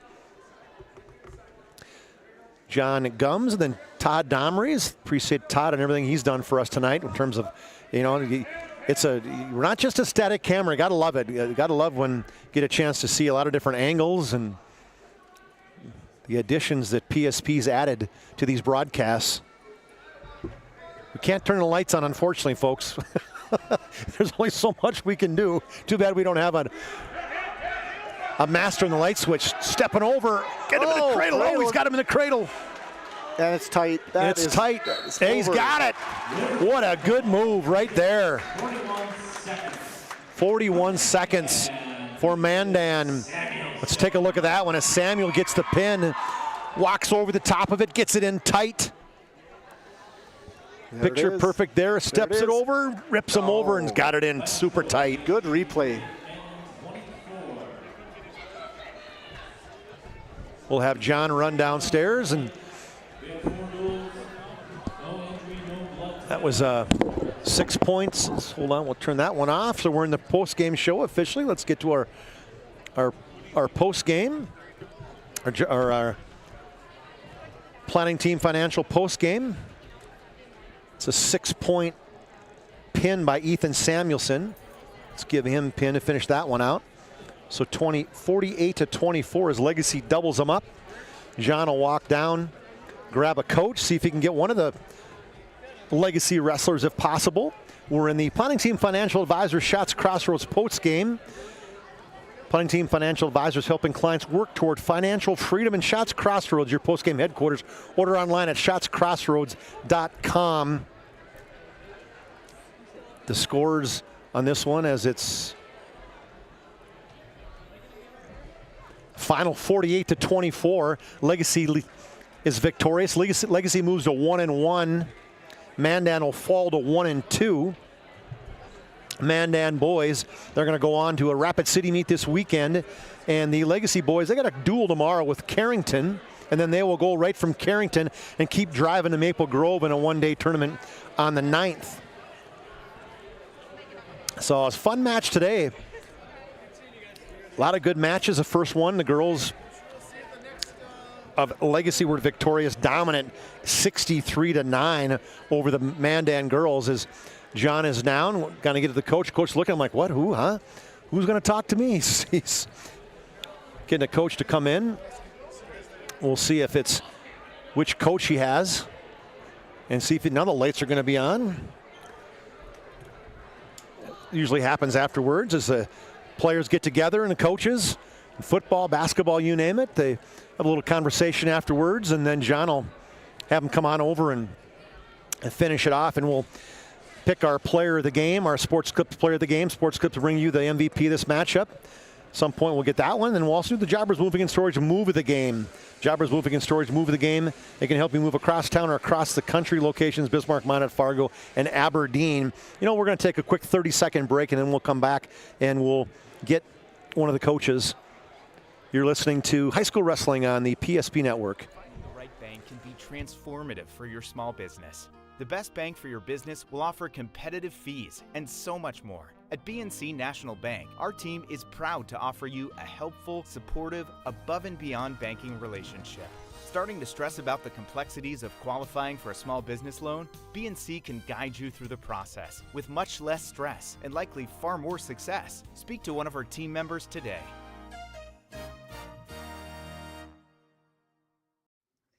All right, bring it up. Come on. Someone's got to call a play. All right, let's go. I right, zoom, spider 2, Y banana. You don't like that one, okay. I right, 40 power? No. You don't want that one either? All right, go kick off. Get out of here, let's go. First Western is your independent community bank with all the online conveniences you want and an experienced team you can count on. First Western Bank and Trust. You can bank on us.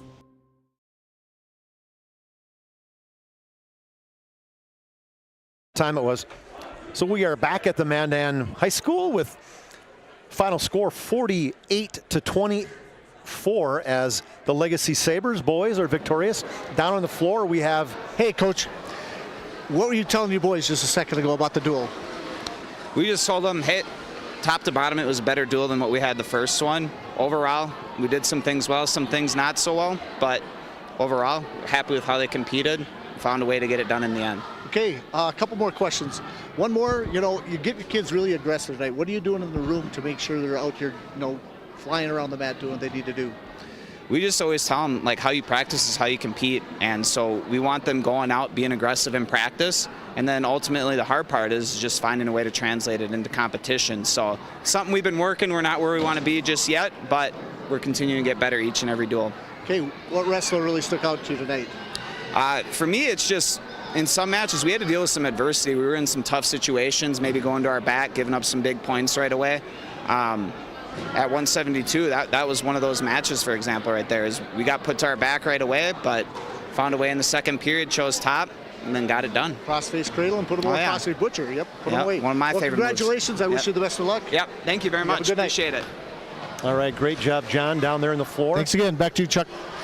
Good job there with the head coach of the Legacy Sabres. Knocked that one off as John will work his way back up here. We will take our first break of the post game, the Planning Team Financial Advisor Shots Crossroads post game. When we come back, we'll have the Sport Clips Player of the Game and the Jobbers Move of the Game. You're listening to High School Wrestling on the PSP Network. This presentation on the PSP Network is proudly brought to you by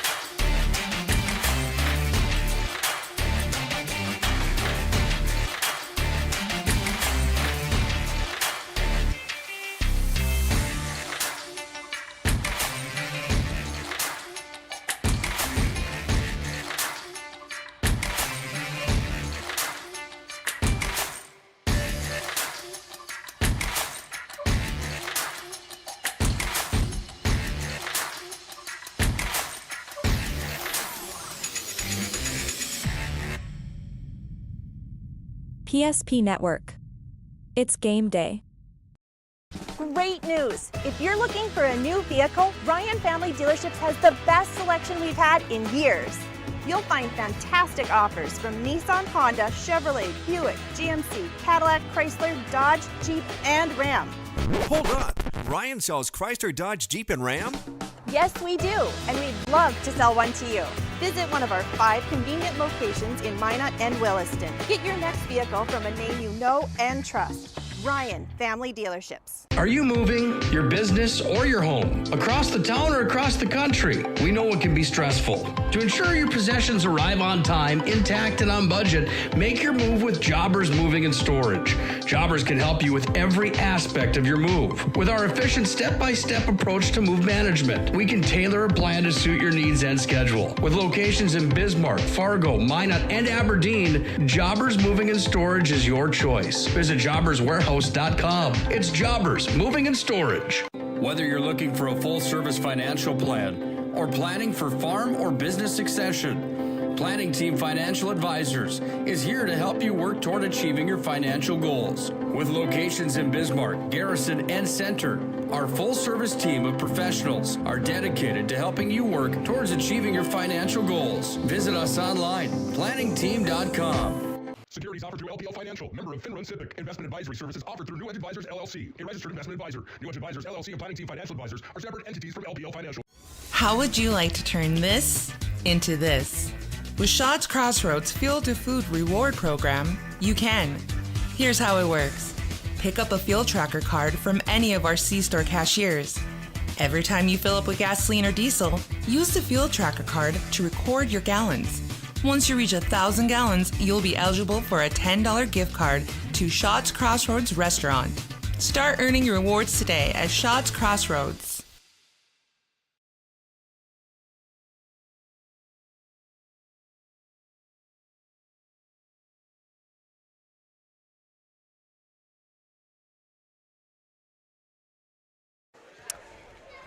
Back at the post game of the Mandan and Mandan High School Gymnasium, as we're all final out. We're in the Planning Team Financial Advisors Shots Crossroads post game show. I'm Chuck Claremont, John Gums, and Todd Domry's in the camera tonight for us, as we have 2 finals. The Legacy Sabre girls victorious, number 2 in the state, 63-9 over Mandan, ranked number 4. Just dominant performance for the girls. And then the boys came out for Legacy and won 48-24. Good quality matches throughout each one of those, though, John. No, I tell you what, Legacy just came to wrestle. Mandan's a little injured right now, and there's a few guys that are not in the right weight classes, but I tell you what, I was impressed on how aggressive Legacy was again, both in the boys and the girls. Yeah, good matches, and got a lot of good entertainment tonight. Happy for PSP to be picking up some wrestling matches. We did not get the matches of the ones up north with Century and Minot. That was on the other PSP match, but we've got a couple things left to do before we kind of close this thing out tonight. As one thing we'll take a look at now here, Todd, is maybe we can pull up the schedule. Oh, you got it? We're all ready to go? All right. So the first one we're going to take a look at is our Jobbers Moving and Storage Move of the Game. The Move of the Game, tonight's Move of the Game, sponsored by Jobbers Moving and Storage. Jobbers can help you move across town or across country. Locations in Bismarck, Minot, Fargo, and Aberdeen. Find them online at jobberswarehouse.com. Our Move of the Game tonight for the boys was none other than Tate Seiler. Tate Seiler, the 152-pound match, as he had a 14-1 lead, had to take his guy down, had to pin him in order to get that 6-point pin. He wanted this bad. Took his guy down, had that combination, walked him through. Yeah, I tell you what, when he lifted him to the mat, there it was. It was dominant, looked good. Impressive great finish right there. Tate Seiler, the 8th grader, moves to 3-0 in that pin. Brett brought Mandan to 24-12, and Mandan just couldn't kind of get much after that. But that's our Jobbers Moving and Storage Move of the Game. And then our MVP of the game tonight. Player of the game, MVP of the game, Sports Clip. Sport Clips will keep you looking your best. Check it online with the hairstylist today at sportclips.com. Tonight, John, our man, is none other than the guy stepping in. He didn't have him on our list until the end. Caden Ackroth, the senior. He came out down 5-1 after one period. Came on strong in that second period. Got a huge pin. Well, Talk through us through that one. Look at this. This is actually a highlight of him being on his back and almost getting pinned. And so that's actually him fighting off and not getting pinned, and then comes out in the next period and actually puts a crossface on Butcher, and that almost came out at the end. It was just back points. So the highlight we have of him is almost getting pinned, but then he went out and he pinned the guy next. Crazy. So Caden Eckroth, the seniors, our Sport Clips MVP of the game. That'll about wrap her up, John. Good matches tonight and impressive. Thanks to all of our sponsors, our scoreboard sponsors, BNC National Bank. Our pregame sponsor is Valvoline Oil and Hub Insurance. Hub International Insurance, our timeout. We got Ryan Family dealerships with some of our replay stuff. Serve Pro, Red Zone, Match Point. Got those guys in a few times. And all our other sponsors tonight. Appreciate everything those guys do. One last thing to take a look at in our post game is, let's see, where do we got it here? We should have, actually, it's not in that one. It is our, no, I don't have it. At any rate, I was going to say what the rest of this week, our other events going on this week. Oh, here it is, this week right there. Never mind. Right there. So this week we got tomorrow, Friday, we got our kickoff of our basketball event. Horace and St. Mary's. TD's going to be in the call on that one tomorrow, as well as Jamestown and Minot. Todd and Cole Higlin will take you through that. The boys, Horace and girls, boys and girls, Horace and St. Mary's. That's at 5:30. The girls, the boys at 7. And then hockey, Jamestown at Minot. Nick Holberger will have the call on that one. And then Saturday, we've got girls hockey and boys hockey in Minot. 4 o'clock will be Davies at Minot for girls. And 7:30 will be Dickinson at Minot boys. Thanks to all of our sponsors. Repeating one more time our final scores tonight. The final duel scores 63-9. Legacy victorious on the girls' side, and 48-24. Legacy victorious on the boys' side. Thanks to John Gums for doing our color tonight. Thanks to Todd Domrys for our camera tonight. And thanks to all you for listening. You have a pleasant good evening, and we will catch you in the next game, the next PSP broadcast. Have a great night, everybody.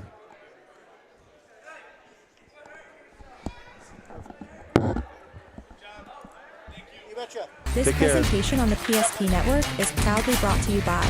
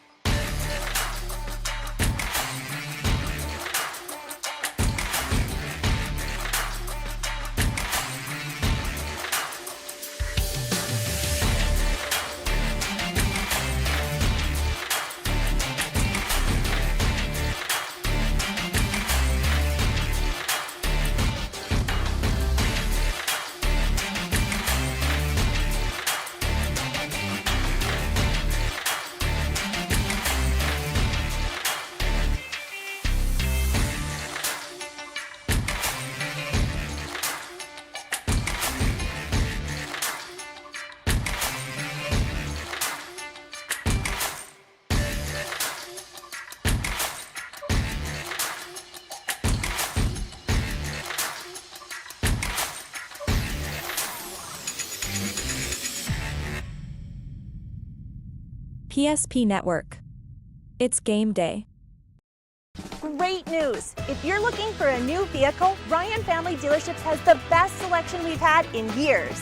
You'll find fantastic offers from Nissan, Honda, Chevrolet, Buick, GMC, Cadillac, Chrysler, Dodge, Jeep, and Ram. Hold on. Ryan sells Chrysler, Dodge, Jeep, and Ram? Yes, we do, and we'd love to sell one to you.